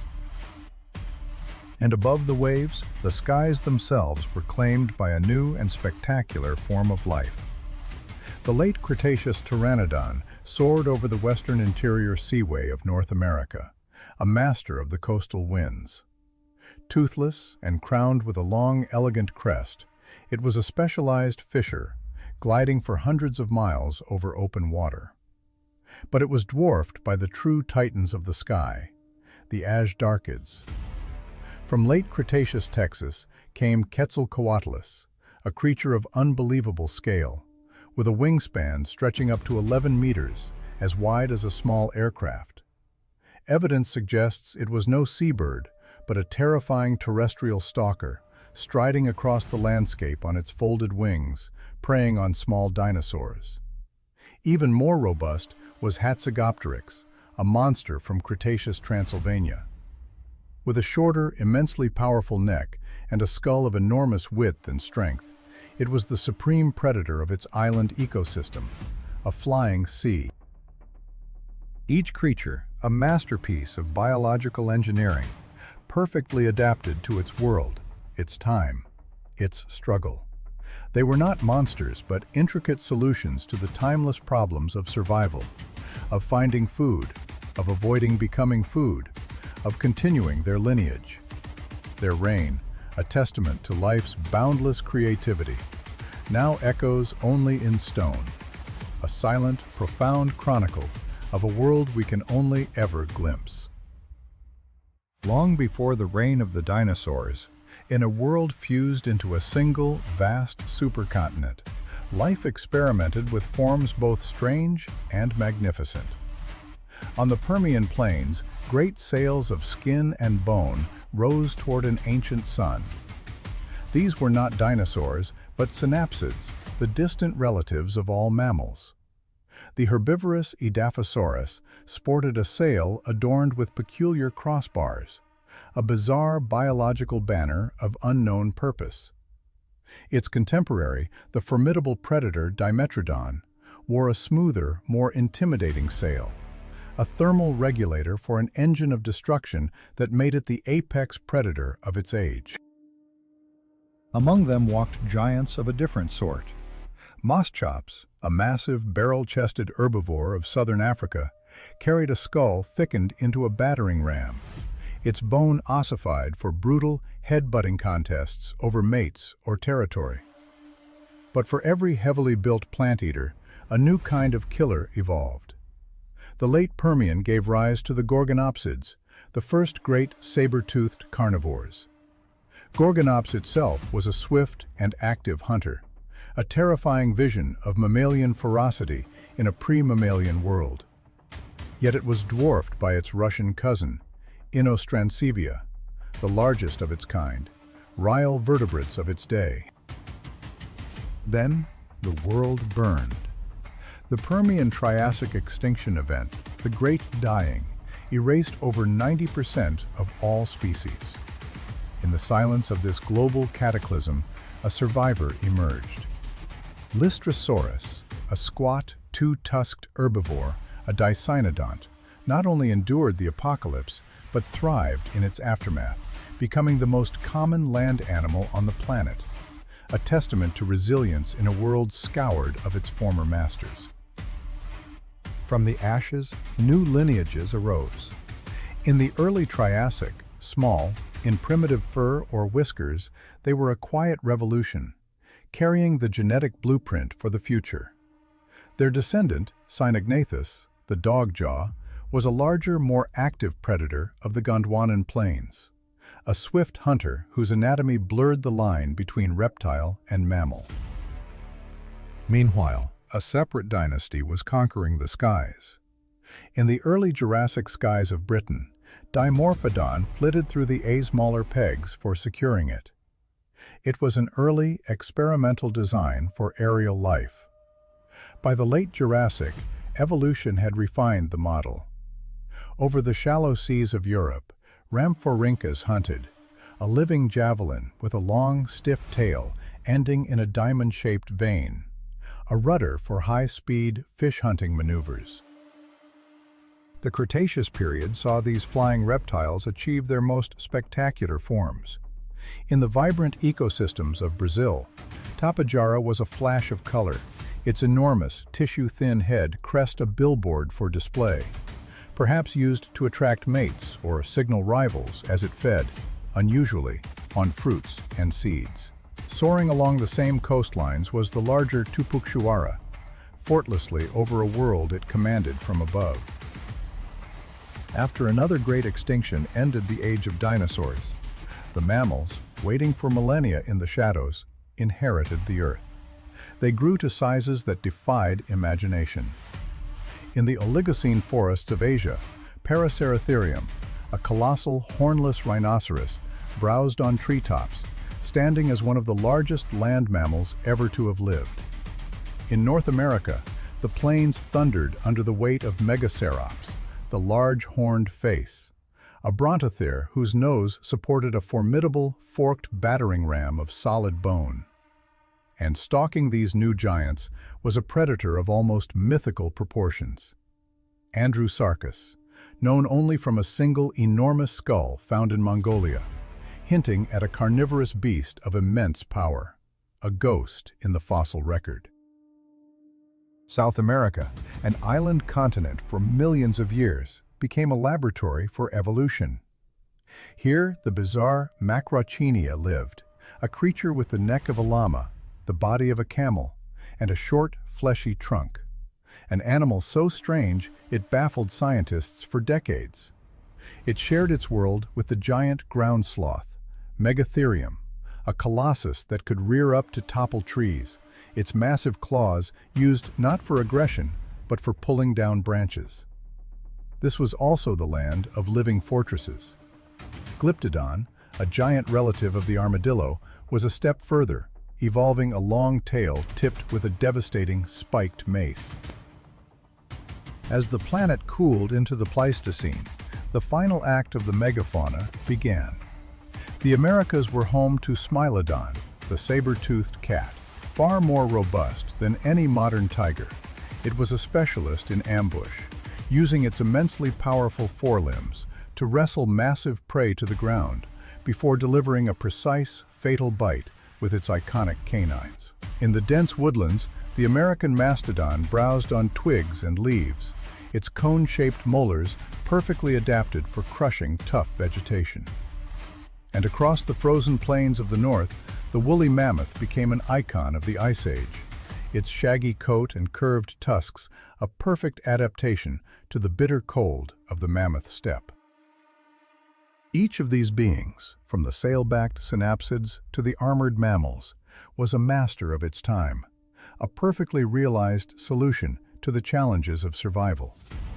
They are chapters in a planetary story of endless innovation and cyclical loss. Their fossilized remains are not monuments to failure, but silent testaments to the sheer, relentless power of life to fill every conceivable niche, only to be swept away by the implacable currents of deep time, leaving a world for the next dynasty to inherit. The world after the Great Dying was a crucible, a planet of ghosts and opportunity. In the silence left by the dinosaurs, new dynasties rose from the ash. One of the first to seize this new world was Hyaenodon. Not a hyena, but a member of an extinct order of carnivorous mammals. It was a predator for a harsher age. For more than 20 million years, its kind stalked the landscapes of Eurasia, North America, and Africa. Its skull was a masterpiece of lethal engineering, housing jaws that could pulverize bone, a necessary tool in a world where every calorie was a victory. From this lineage of hyper-carnivores, evolution sculpted even more formidable shapes. In the Oligocene epoch, the plains of Asia and Europe were haunted by Andrewsarchus, a creature often dubbed a hell pig. Known from a single, colossal skull, it was an omnivorous titan, a wolf in sheep's clothing, or perhaps something else entirely. Its North American counterpart, Daeodon, perfected this brutish design. The largest of its kind, it was a walking fortress of muscle and bone, its head adorned with bony flanges, a battering ram that could intimidate any rival and shatter the defenses of its prey. While these new sovereigns conquered the land, a profound transformation was happening in the water. Life was returning to the sea. In the shallow coastal waters of what is now Pakistan, Ambulocetus, the walking whale, bridged two worlds. It possessed the teeth of a cetacean, but the legs of a land mammal, a semi-aquatic hunter that was a living, breathing testament to one of life's greatest journeys. This journey reached its zenith in the warm Eocene oceans with Basilosaurus. Despite its name, it was no lizard, but a true whale, yet one utterly alien to our eyes. Its body was impossibly long, serpentine, and deep within its flesh were the last vestiges of its terrestrial past.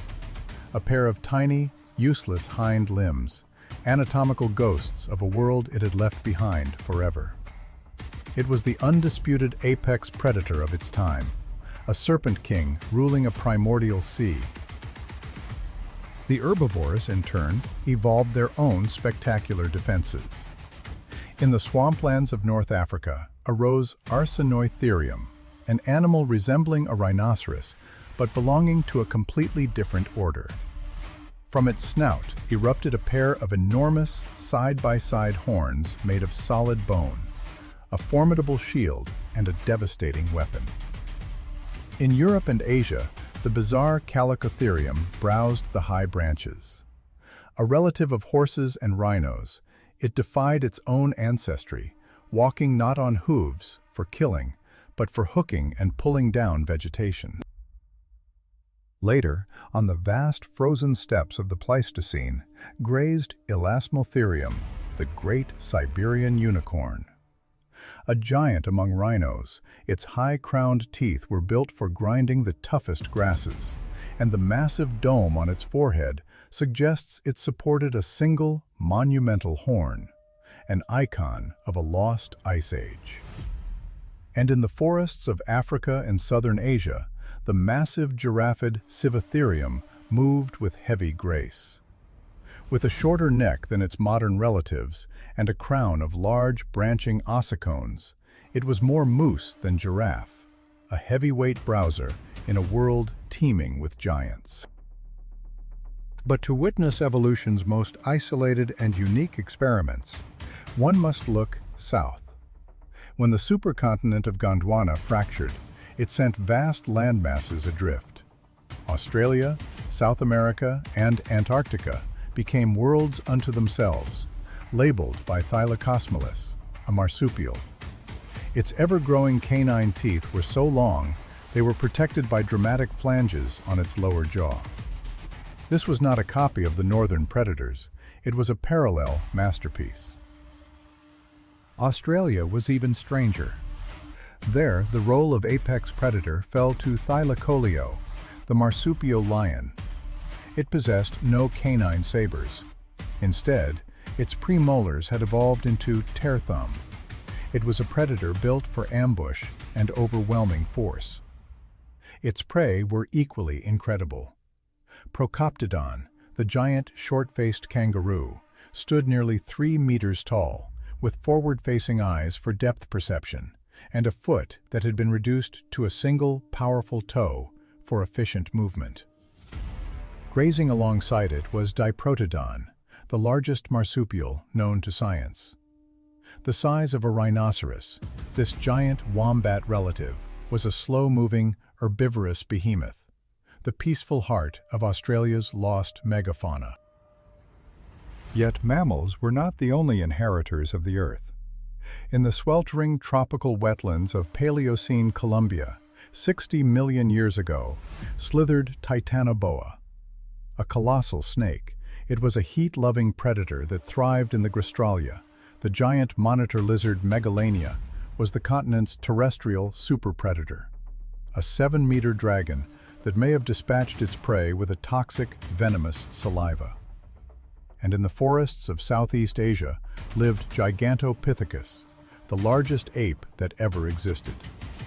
A distant relative of the orangutan, known only from teeth and jaws, it may have stood 3 meters tall and weighed several hundred kilograms, a true giant whose story remains shrouded in mystery. These creatures are not mere curiosities. They are forgotten epics, chapters in the grand narrative of existence. Each was a perfect answer to a question posed by its environment, a temporary sovereign of its own ephemeral kingdom. Their bones are a testament to the boundless creativity of evolution, a reminder that the forms we see today are not final, and that our own dominance is but a fleeting moment in the immense, silent passage of geological time. In the planet's southern hemisphere, a different story of dominance was being written in tooth and bone. Here, evolution forged dynasties of predators that the North barely knew. lineages that rose to power in a world apart. These were not mere alternatives to the familiar tyrants of the North. They were their equals, born from a separate crucible of life. This was the age of Gondwana's shadow emperors. Argentina. The very earth here is a testament to this lost world, a library of giants. The Patagonian formations have yielded a breathtaking gallery of southern predators, chief among them the Abelisaurids. They were a dynasty built on a unique blueprint. Arms so short they were almost an afterthought, powerful hind limbs for explosive pursuit, and a massive deep skull that served as both weapon of bizarre ornamentation, crests, horns, and rugged bosses of bone. We see it in Carnotaurus, the meat-eating bull, with its devilish horns and brutally short face. We see it in Aucasaurus, Scorpiovenator, and Ecrixinatosaurus. This was a family signature, a language of intimidation and species recognition etched into their very skeletons. Their reign was made possible by an accident of continental drift. For tens of millions of years, South America was an island continent, isolated from the evolutionary pressures of the North. There were no tyrannosaurs here. Into this void stepped the Abelisaurids, seizing the apex niche and holding it with ferocious tenacity. But they did not rule alone. Stalking the same floodplains were the Carcharodontosaurids, a separate and even more terrifying line of Gondwanansaurus rex in sheer length. Yet they were a different kind of killer. Their bodies were longer, more gracile. Their skulls, while immense, were armed not with bone-shattering pegs, but deep, bleeding wounds. While the northern strategy was the crushing, definitive bite, the South had chosen the art of the blade. Evidence suggests these colossal hunters may have even operated in groups, a terrifying prospect of coordinated death on an epic scale. And the reptilian threat was not confined to the dinosaurs. In South America, the Age of Reptiles waged a war on multiple fronts. Here, the crocodilomorphs refused to cede the land. A whole army of long-legged terrestrial crocodiles, known as Sebecosuchians, ran down prey on the open plains. This was a uniquely southern phenomenon. While their northern cousins had largely retreated to the waterways, these creatures remained on land, evolving to compete directly with the theropods, their snapping jaws a constant menace in the dinosaurs' world. Further east, on the island of Madagascar, isolation became a laboratory for the bizarre. Long separated from any mainland, life here spiraled down strange evolutionary corridors. The undisputed king was Majungasaurus, a pug-nosed abelisaurid of immense power. Its skull was short and thick, its legs robust, but its most chilling story is told in the marks left on the bones of its own kind. Tooth marks, matching the jaws of Majungasaurus, have been found on other Majungasaurus skeletons, the first definitive proof of cannibalism in a non-avian dinosaur. In this isolated kingdom, with no tyrannosaurs or giant Carcharodontosaurs to challenge it, the Abelisaurid dynasty became even more absolute, its dominance so complete that its greatest enemy was itself. Even further adrift was the subcontinent of India. As it broke from Gondwana and began its long, lonely journey toward Asia, it became a massive, floating ark. This isolation was the perfect incubator for the southern predators to persist. Here rose Rajasaurus, the king lizard, another formidable abelisaurid, its reign a testament to the resilience of its lineage, holding fast on a continent unmoored from the rest of the world. The ghosts of Gondwana tell us that evolution is not a single linear path toward one ideal form. The southern continents were not a sideshow to the main event. They were a parallel stage where geography and chance sculpted killers of equal ferocity and sophistication. They demonstrate that for every problem life presents, There are 1,000 different and equally valid solutions, written in blood and bone. It stalked a world apart, a creature crowned with a distinctive, bony crest. It lived and breathed in the same final chapter of the dinosaurs, a time when, far to the north, the last of the great tyrannosaurids held undisputed dominion. But here, in the lands that would one day become India, there were no tyrants. Here, evolution was singing a different, more ancient song. While the North was forging its own evolutionary destiny, the sundered continents of the South remained the domain of an entirely separate dynasty of titans. The question is not merely what they were, but why their world was so profoundly different. The answer lies in the deep past, in the slow, inexorable breakup of a supercontinent, Gondwana. Once a unified landmass, it fractured, its pieces set adrift upon a molten sea. The continents that would become South America, Africa, India, and Australia drifted apart, severing the ancient highways of faunal exchange. Each landmass became an isolated evolutionary laboratory. Each branch of the dinosaur family tree was now free to cultivate its own apex predators. In South America, giant terrestrial crocodilomorphs, relics of an older dynasty, refused to cede the land, altering the very rules of the game. In the north, these creatures had long ago been relegated to the waterways, but here they remained a force to be reckoned with. The tyrannosaurs themselves were a product of northern ecosystems. By the time their lineage had perfected its bone-shattering design, the southern continents were a world away. They could not simply cross over. Every ecological niche, especially that of the top predator, was already fiercely ore. Unusual forms that might have been outcompeted on a larger continent could not only survive, but thrive, evolving into bizarre and wonderful shapes. The climate and flora of the southern latitudes were often warmer, wetter, and more lush. This supported vast herds of enormous herbivores, titans of a scale that could sustain not just one, but multiple lines of giant carnivores simultaneously. Imagine a world without a single Tyrannosaurus rex, yet teeming with predators no less formidable. Predators with horns jutting from above their eyes, with skulls as blunt and powerful as a bulldog's, and with a bite so devastating that even the largest sauropods were never truly safe. This was the world of the southern continents, a world living in the long shadow of Gondwana, while evoaimed by others. They were the Abelisaurids. To our eyes, they are gargoyles of flesh and bone, stocky, powerfully built, with deep skulls and arms so vestigial they make a tyrannosaurus seem mighty. But to judge them by their strange proportions is to misunderstand their terrifying success.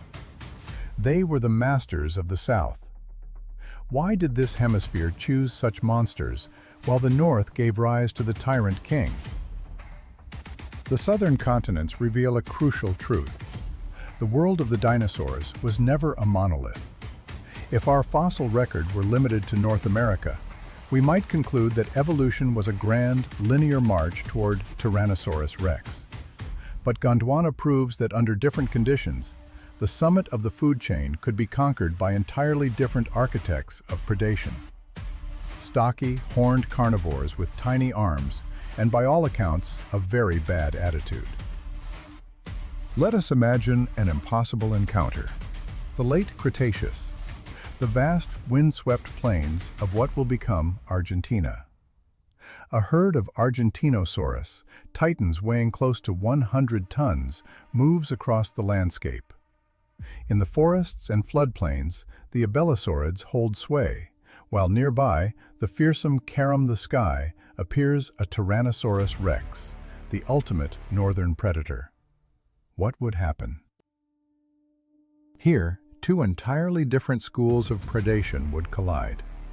The northern school, embodied by the T-Rex, is one of brute force, an immense head housing jaws not for slicing, but for shattering bone, delivering an impact of unimaginable pressure. It was a hunter built to dismantle the heavily armored dinosaur. Was a guild of specialists designed for a powerful, gripping bite. The K-jaws filled with tays, there was the wild card, the terrestrial crocodilomorphs, an ever-present threat from a different branch of life altogether. The shadow of Gondwana teaches us a profound lesson. There is no single, inevitable pinnacle of evolution. The story of life is not a straight line ascending to a predestined king. It is a sprawling, branching tree with countless paths to dominance. The abelisaurids are not a failed experiment or a bizarre sideshow. They are proof that in a different world, under a different sky, the very definition of a monster could be rewritten. It is a reminder that in the grand, silent theater of deep time, the lead role was never guaranteed, and the script was always subject to a rewrite by the slow, indifferent hand of the earth itself. An ancient equilibrium, forged over millennia, holds sway. In the south, a land of titans, power is a shared burden. Multiple colossal predators patrol the vast floodplains, each a monarch in its own right. But in the north, the ecosystem has coalesced around a single, undisputed sovereign, a tyrant king. Now imagine this northern monarch, this specter of absolute power, is cast adrift in time and space. A Tyrannosaurus rex, thrust into the heart of Patagonia 66 million years ago. The first and most profound shock is not arrival, but the landscape of the larder. Gone are the familiar shapes of its world, the horned fortresses of Triceratops, the herds of Edmontosaurus. Here, the very definition of prey is rewritten. The horizon is dominated by walking mountains of flesh, colossal sauropods, the true giants of this continent, Argentinosaurus, Titanosaurus, beings far taller, longer, and more immense than any herbivore the Tyrannosaurus has ever hunted. Its entire predatory strategy, a masterpiece of biomechanical engineering perfected for its northern home, is now thrown into question. The Rex's signature attack, a cataclysmic bite and hold, designed to shatter bone and pulverize armor, is a tactic for a direct confrontation. But one does not confront a sauropod head-on. To do so is to face to become a harrier, an attacker of flanks and rears. It can still inflict terrible wounds, its railroad-spiked teeth gouging out massive chunks of flesh, its immense jaw strength capable of shattering pelvic bones and vertebrae. But this is not the swift, decisive execution it is accustomed to. This is a war of attrition, a dangerous dance with a living citadel. The southern predators, the Carcharodontosaurids, are already masters of this art. Their teeth are not bone crushers, but blades of serrated steel, designed to slice deep, to sever muscle, and to let the slow, inexorable power of blood loss do the killing. The king is a powerful brawler in a land of lethal fencers. Soon it will meet the local residents. A shadow detaches itself from the tree line. An abelisaurid, perhaps a Carnotaurus, its horned head a bizarre and alien silhouette. This creature is smaller, lighter, a predator of younger giants and lesser prey. It would never challenge a healthy adult Tyrannosaurus to a direct fight. Primal caution overrides aggression. The abelisaurid circles, a ghost in the ferns, tasting the air, reading the story of this impossible intruder in the scent. It might feign a charge, a short, explosive burst of intimidation to test the stranger's reaction. But the moment the Tyrannosaurus turns its massive head, fixing the local with its binocular gaze, the calculation is complete. The sheer bulk, the depth of the chest, the promise of unimaginable power, the abelisaurid understands. This is not a rival to be tested. It is a force of nature to be avoided. It retreats, melting back into the shadows. The mid-tier predators will cede their ground. They are formidable, but they are not foolish. The true duel, however, is inevitable. A contest not between individuals, but between two competing philosophies of predatory perfection.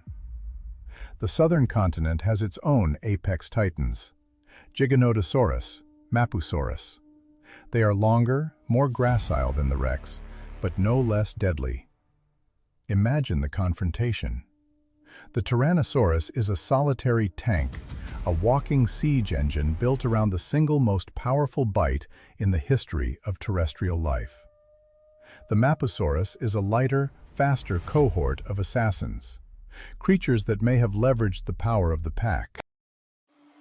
If they were to meet in some mythical arena, one-on-one, the strategies would be stark.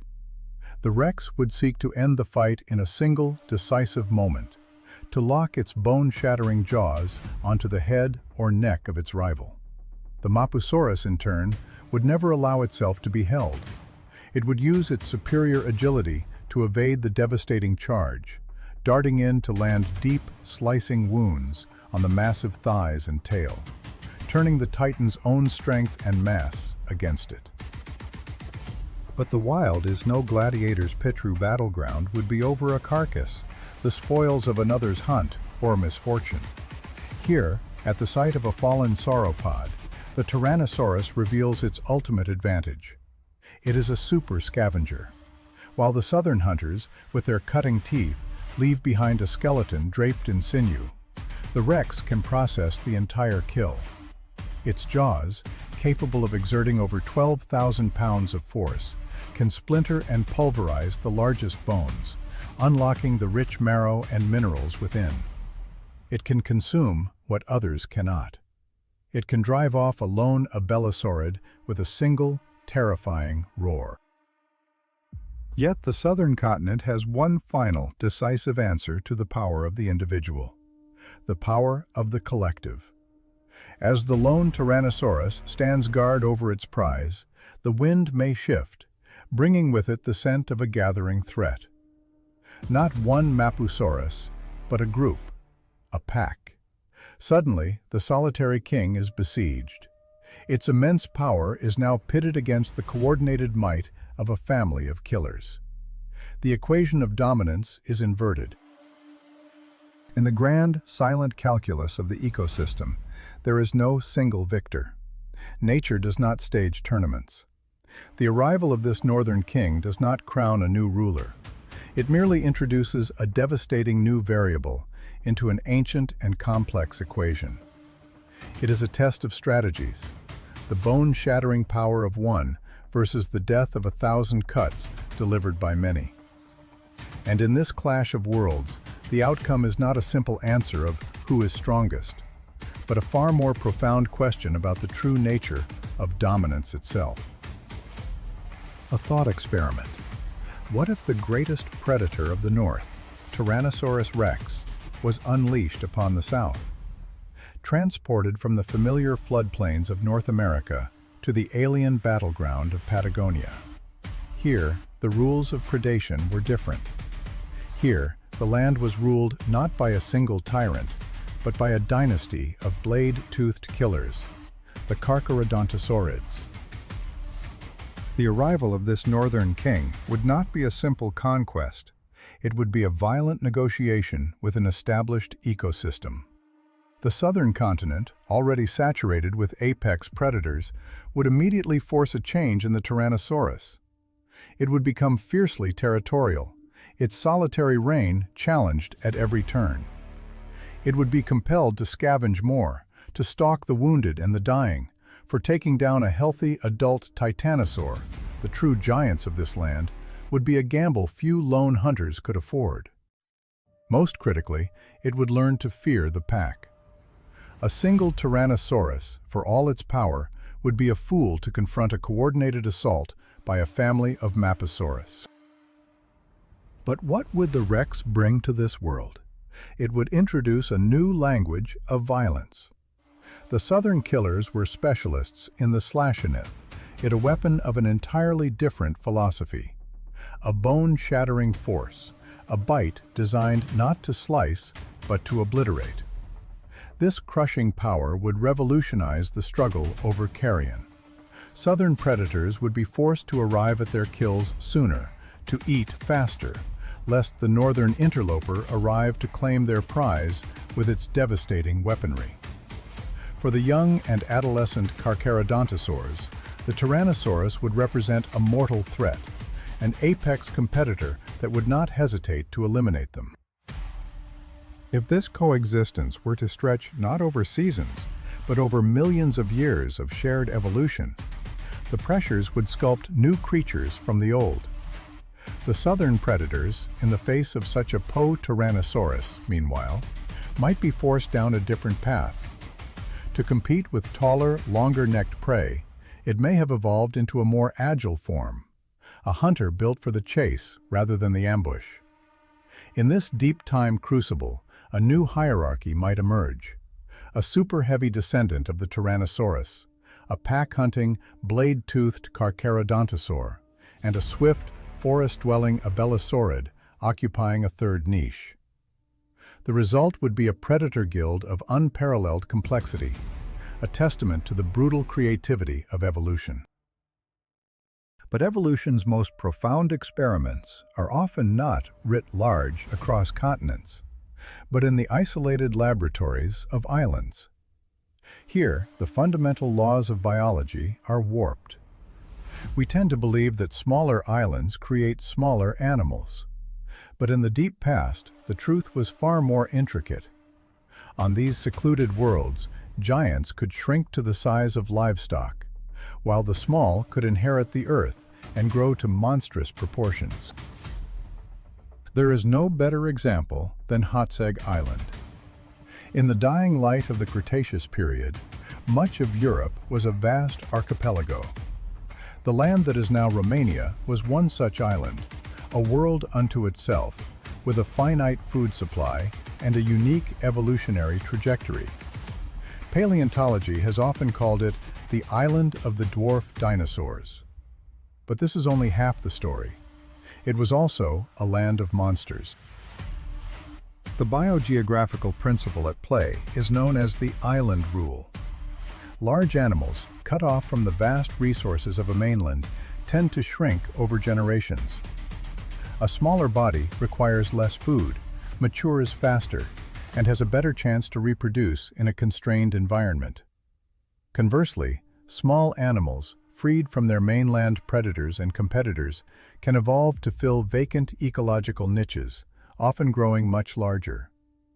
In the paleo world, this rule applied not to elephants and deer, but to dinosaurs. The fossil record of Hatzeg is a testament to this principle. On the continents, sauropods were living mountains' length. Their footsteps were seismic events. But on Hatzeg, we find their island-bound cousins, Magyarosaurus, a sauropod no larger than a cow. In an environment of scarcity, maintaining such a colossal frame was no longer an advantage. It was a death sentence. With no large theropods to fear, the defensive need for gigantism vanished. Evolution selected for efficiency over immensity. Yet this land of miniatures held a terrifying secret. The role of apex predator was not vacant. It was filled by a creature born of the island rule's inverse logic. A terror from the skies, freed from the constraints of the mainland, had grown to unbelievable size. This was the domain of Hatzegopteryx. With a wingspan of 12 meters and the stature of a giraffe, this giant pterosaur was the undisputed tyrant of Hatzeg. It stalked the forests on foot, its massive, reinforced beak, a weapon capable of dispatching the island's dwarf dinosaurs with ease. The rules of existence are not written in stone, but are endlessly redrafted by the pressures of a changing world. In the grand, silent theater of prehistory, the only constant was the certainty of transformation. In the waning light of the Cretaceous period, a lost world lay adrift in the ancient Tethys Sea, an island known to us now as Hatzeg, where the fundamental laws of nature seemed to have been rewritten. Here, The sauropods, those continental titans defined by their colossal size, had been humbled. They still endured, but they had not thrived. They had shrunk. And in the vacuum they left, a new terror rose. From the skies descended the true tyrants of this isolated kingdom, the giant pterosaurs. This was the age of the Azhdarchids, a family of winged leviathans. Here lived creatures akin to Hatzegopteryx and Aramborgiania, pterosaurs of an almost unbelievable scale. Their wingspans stretched 10, even 11 meters from tip to tip, the breadth of a small aircraft. But these were not simply soaring scavengers, Seraph.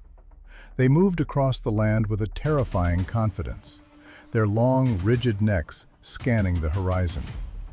They were the apex predators. A profound paradox had unfolded. On the great continents, a pterosaur would scarcely dare to hunt a young sauropod, for the herd was a fortress, protected by multi-ton mothers and surrounded by a pantheon of fearsome theropods. But on Hatzeg, the rules were inverted. The dinosaurs had diminished, while the flying reptiles had achieved gigantism. With no vast theropods to challenge them, a giant Azhdarchid became the undisputed lion of the island. Its domain was a larder of perfectly sized prey. Herds of dwarf ornithopods, smaller, more primitive dinosaurs, and the vulnerable young of the diminished sauropod herds. For a predator that could stride across the plains and pluck a victim with... Why does the crucible of an island so dramatically warp the blueprint of life? The answer lies in the iron laws of resource and risk. On an island, food is finite. A massive body demands a vast and constant supply of fuel, a luxury an isolated ecosystem can rarely afford. Natural selection begins to favor a more efficient model, a miniature version of the mainland giant. Simultaneously, the absence of large terrestrial predators removes the primary evolutionary pressure for gigantism. If nothing can eat you, there is no longer a need to be 20 meters of defensive bulk. A 6-meter sauropod can live a full and successful life. And so, the niche of the top carnivore won a candidate to fill it.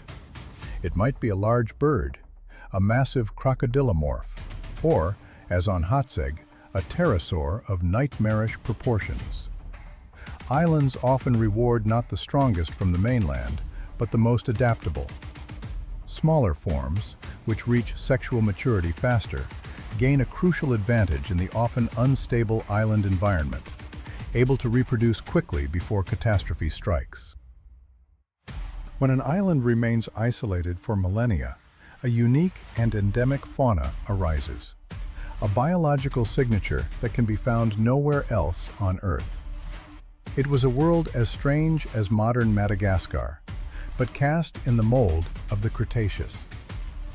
The monsters of this island were not monstrous because they were larger than their continental cousins, but because they had assumed roles that defied all convention. This evolutionary echo still reverberates in our own time. We see it in the fossilized remains of dwarf elephants from Sicily, in the giant Komodo dragons that rule their Indonesian islands, and in the colossal rats of isolated archipelagos. The ancient rules of island life are still at play, a constant reminder of evolution's relentless pragmatism. But this pattern, where size alone ceases to be the ultimate advantage, is not confined to the land. Some 3 million years ago, the oceans of Earth answered to a single sovereign. A predator the length of a bus, whose teeth were the size of a human hand. Its name was Megalodon. For eons, it was the undisputed master of the seas. And then, it vanished. For decades, scientists have debated the cause of this great extinction.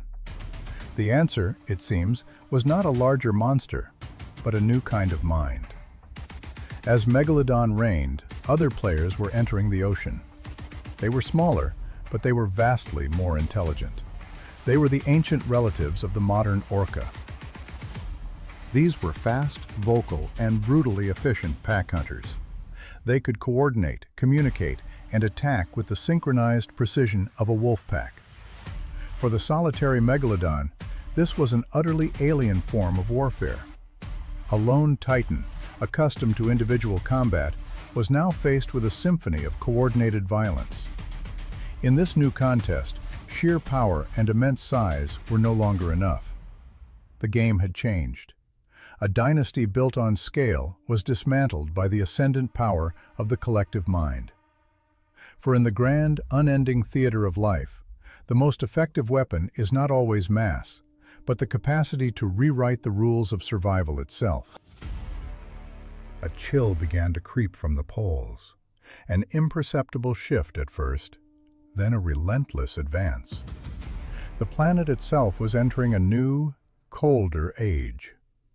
For the first time in an eon, vast, permanent sheets of ice began to claim the high latitudes, locking away immense volumes of water. The oceans, once a boundless, warm cradle, began to recede and transform. Their very chemistry started to shift, the currents that had carried life for millennia charting new, colder courses.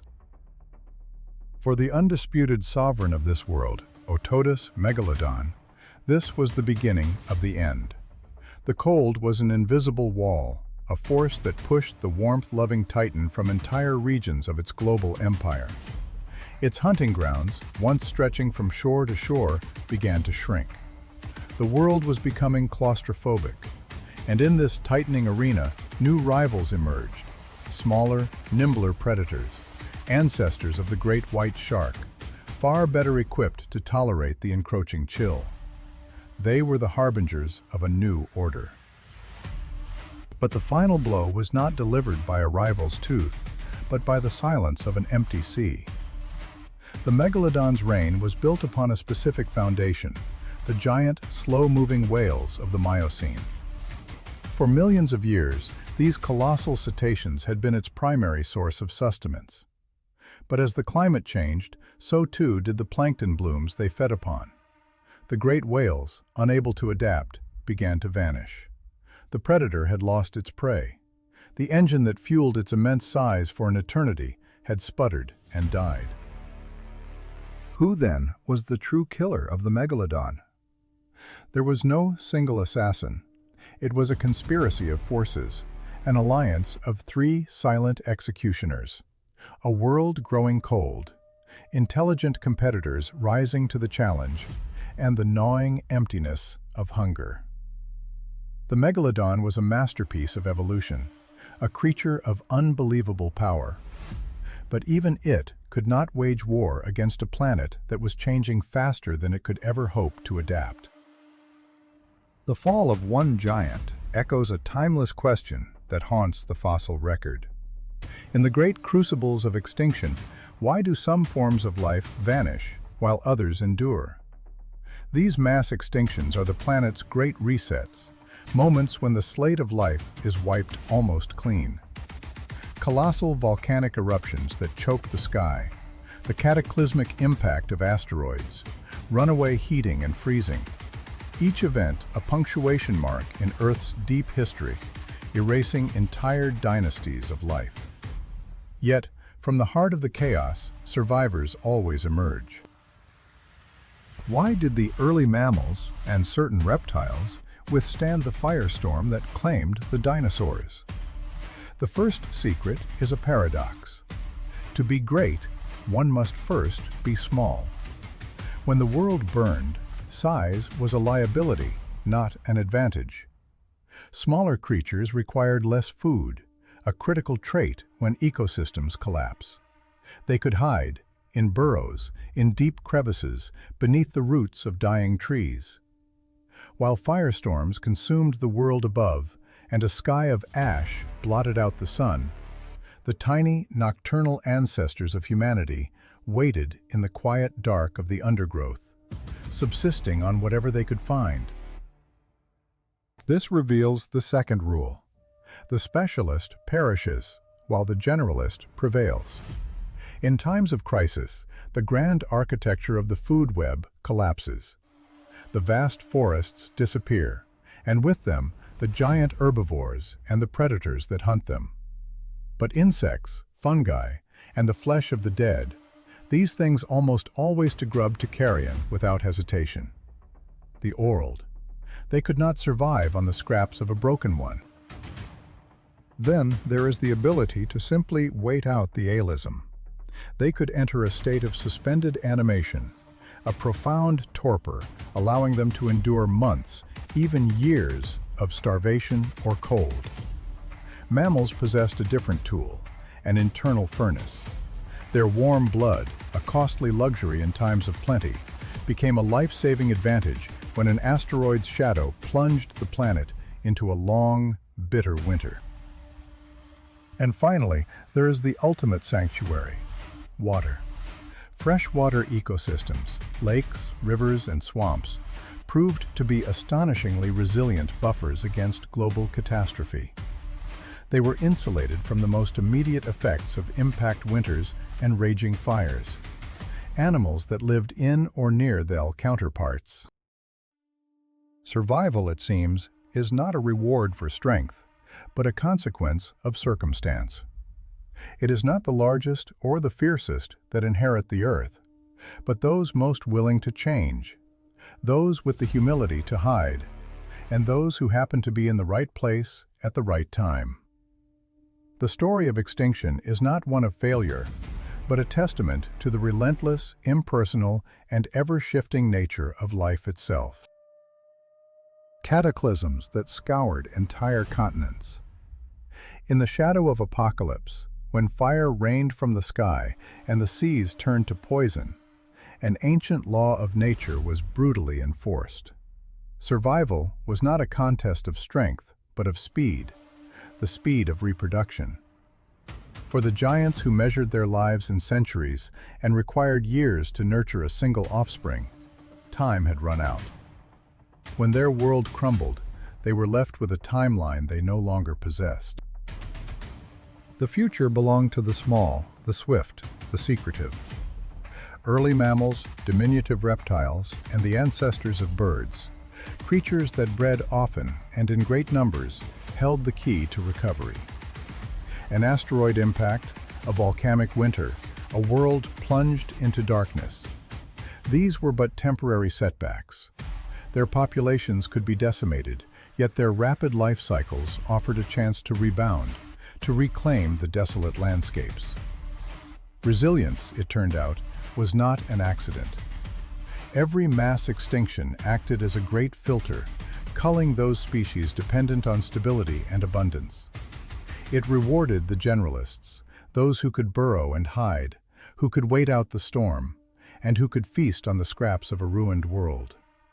It was these humble survivors, not the colossal dinosaurs, who carried the spark of life through the planet's darkest hours, granting the world a new beginning. But the story of survival, and of the worlds that vanished, is not written in theory alone. It is preserved in stone, in fossils that are not mere remains, but violent, dramatic tableaus. We find moments of existence, frozen for eternity. Among the most astonishing are the dueling dinosaurs, creatures that perished in the very act of combat. These are not legends, but a fierce reality captured in rock. A velociraptor, its killing claw embedded in the neck of a protoceratops, their bodies locked in a fatal embrace. Each such discovery is a testament to a world governed by brutal, swift, and deadly encounters. Sometimes the preservation is so delicate, it defies imagination.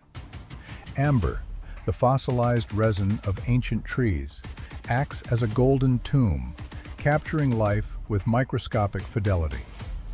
Within these translucent prisons, we find not just bone, but the infinitesimal details of a lost world. Tiny feathers, the fragile structure of an eyelid, the very hair on an insect's leg. One of the most profound of these discoveries is a small dinosaur, its head and neck trapped within a drop of amber 99 million years ago. This tiny fragment of a life interrupted allowed scientists to see, for the first time, the true three-dimensional structure of feathers on a creature that, despite its wings, would never take to the sky. The clues are not always so complete. Often they are mere whispers, impressions left in ancient mud. The skin of a dinosaur, its texture pressed into stone. The trackways of a herd, telling a story of migration and social behavior. We have found the faint imprint of a dinosaur that lay down to rest, a fleeting moment of peace before oblivion. These blurred but recognizable patterns reveal a world of detail. Some dinosaurs possessed a coarse, almost armored hide, a mosaic of thick scales built for defense. Others had skin as soft and pliable as that of a modern bird. These ghostly traces allow us to reconstruct their appearance with a precision that skeletons alone could never provide, clothing the bones in flesh and breathing life back into their forms. This journey into the past reveals that evolution is an endless experimenter. Consider the birds in life's grand story. Here are creatures with the feathers and skeletal structure of a bird, yet their jaws are armed with the sharp reptilian teeth of their ancestors. Each such find is proof that evolution does not make sharp, sudden turns. It meanders, it loops back, preserving strange, hybrid forms that defy our neat classifications. They are living proof that the path to the present was winding, filled with creatures that were a mosaic of old and new.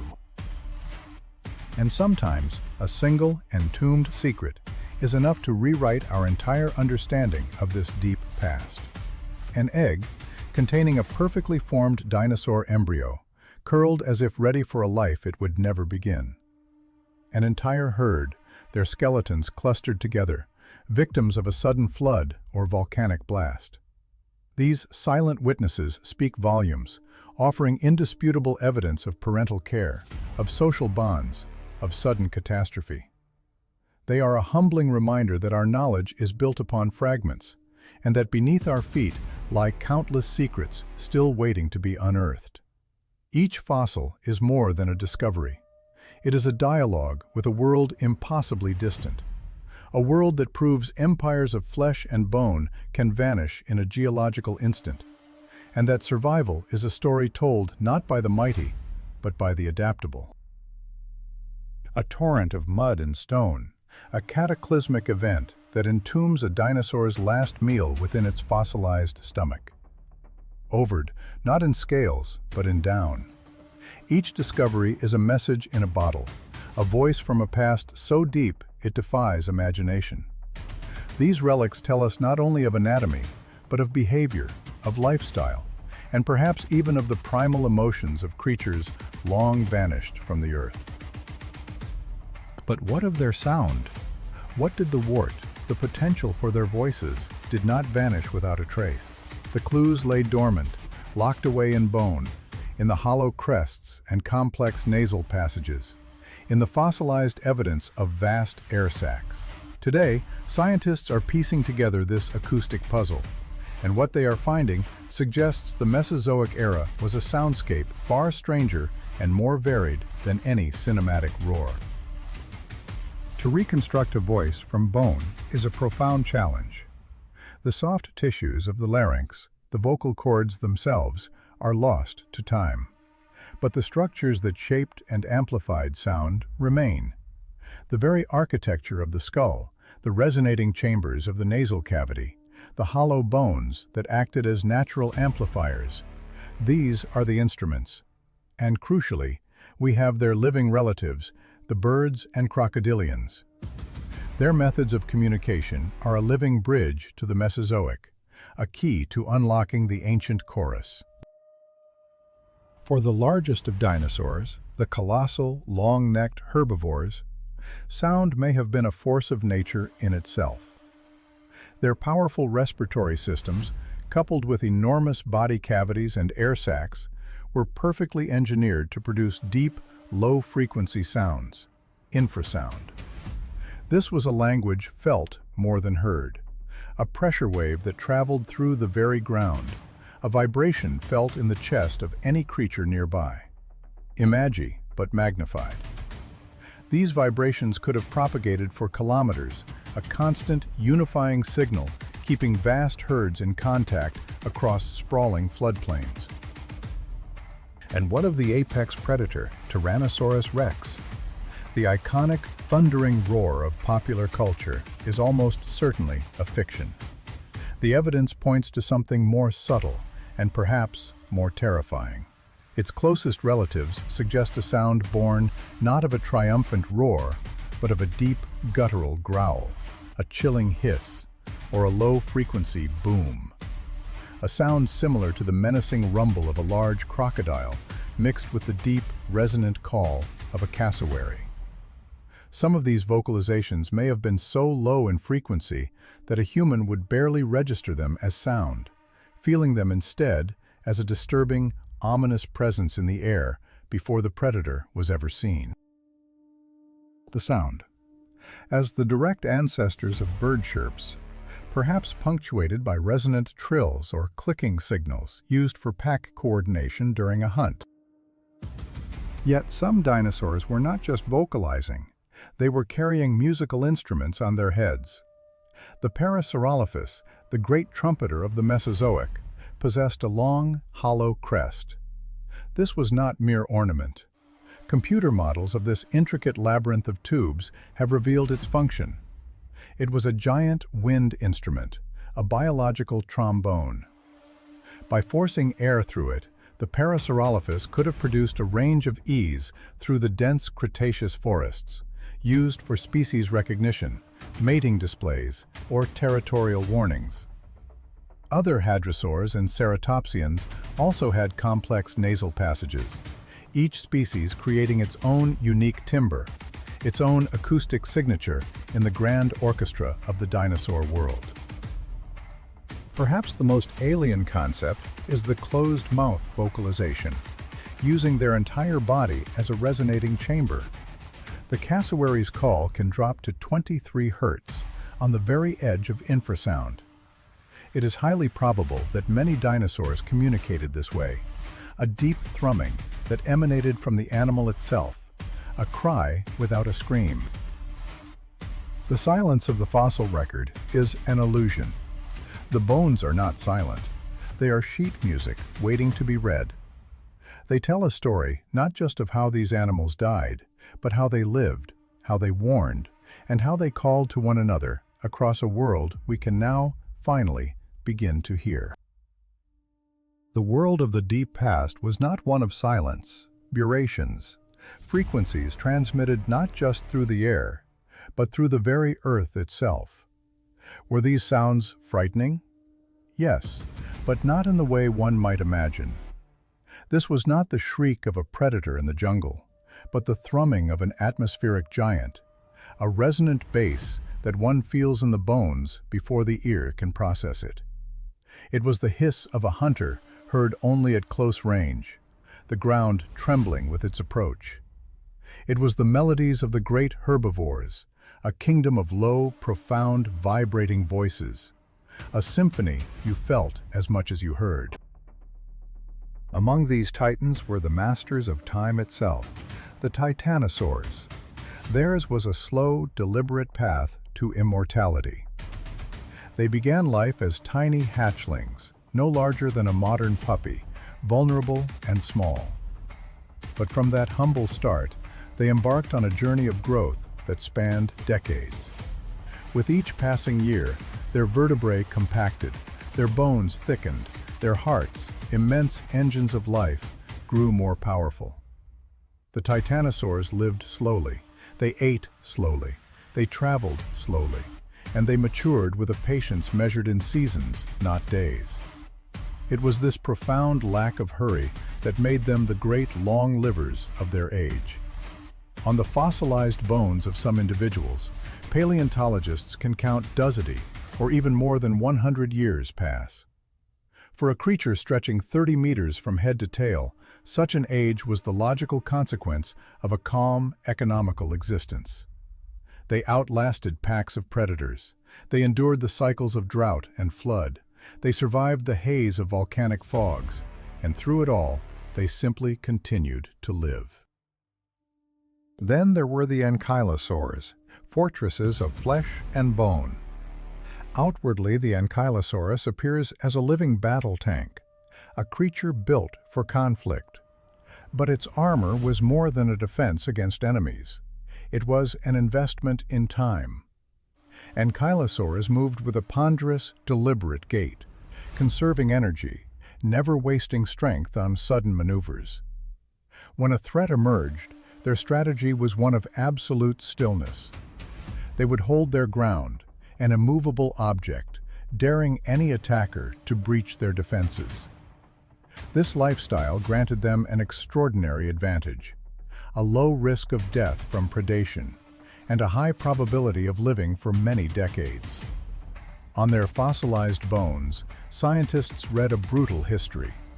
Ancient wounds, healed fractures, the lingering traces of disease, and the calcified punctures from the teeth of a Tyrannosaurus.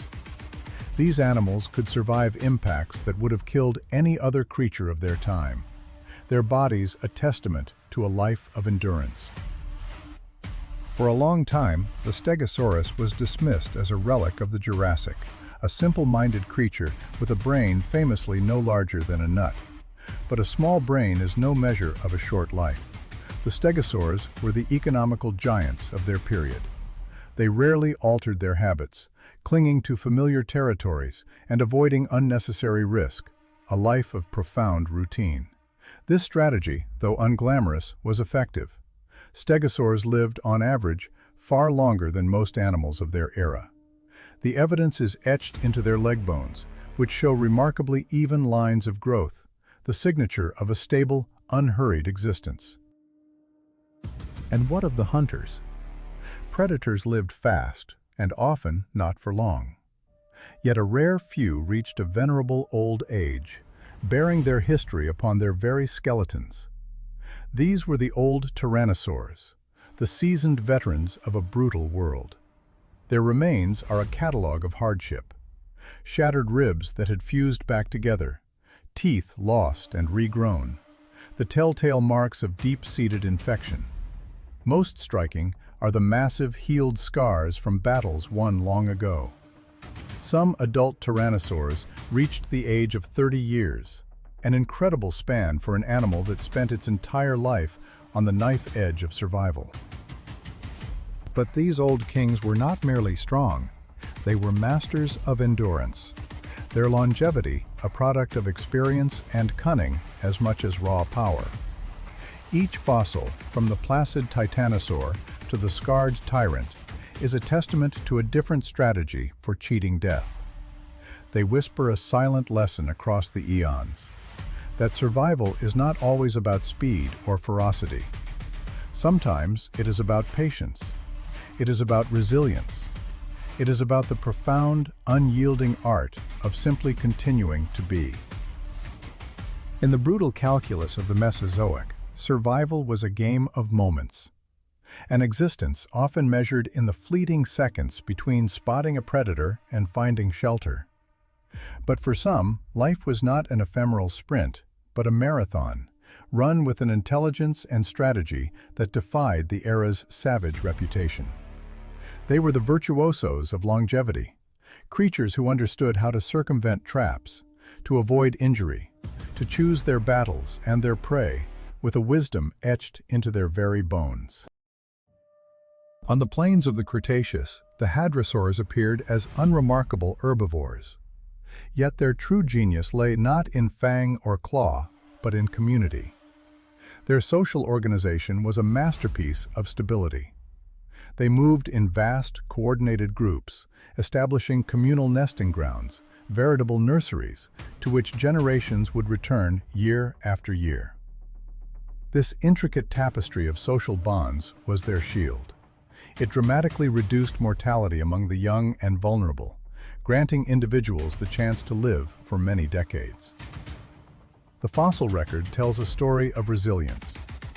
Bones bear the marks of grievous wounds, of fractures and infections that would have been a death sentence for a solitary animal. Yet, they healed. These scars are silent testimony to a social structure that supported its injured, a collective that understood the value of every member. They weathered the lean seasons and the constant threat of tyrannosaurs, not through brute force, but through cooperation. Longevity was not confined to the terrestrial realm. High above, pterosaurs, masters of the sky, painted silent, efficient arcs across prehistoric horizons. Built of hollow bones and taut membrane, they were paragons of economy. They navigated vast distances, exploiting thermal updrafts, reading the landscape to plot routes safe from terrestrial threats.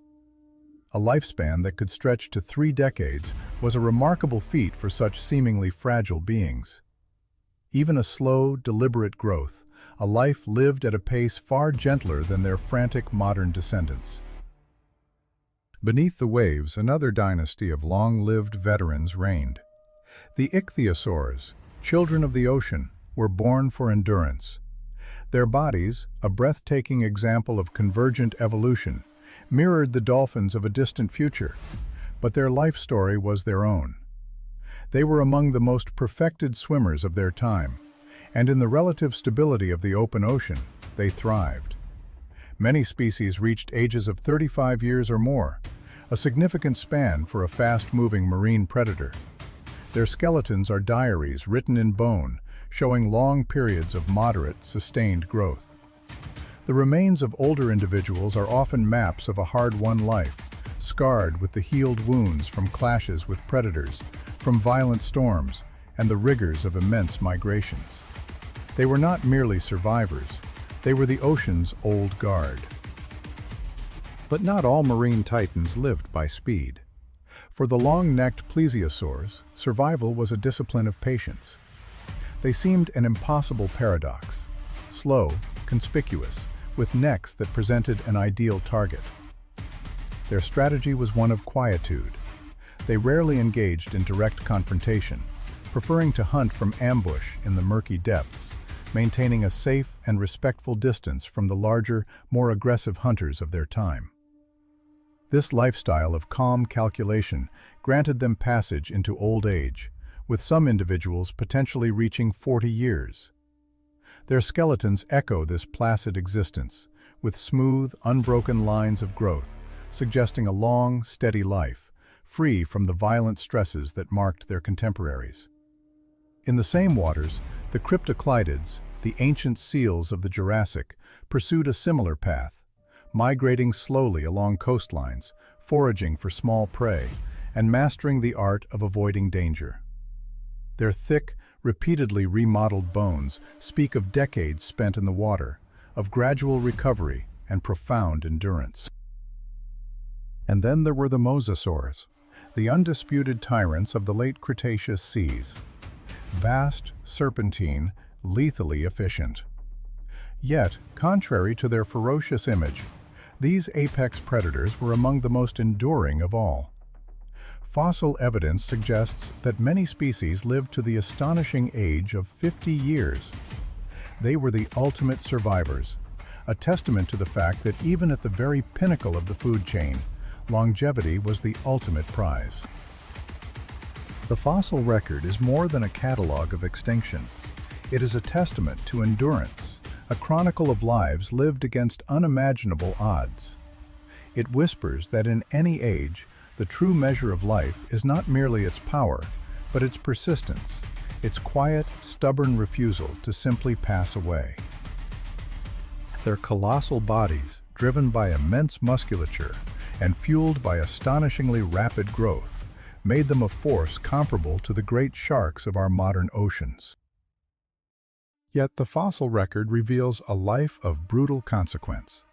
The bones of elder mosasaurs are a roadmap of their violent existence, scarred with the healed bite marks of their own kind, relics of ferocious territorial battles. Their very spines bear the signature of a long, arduous life, worn down by decades of relentless pursuit through the ancient seas.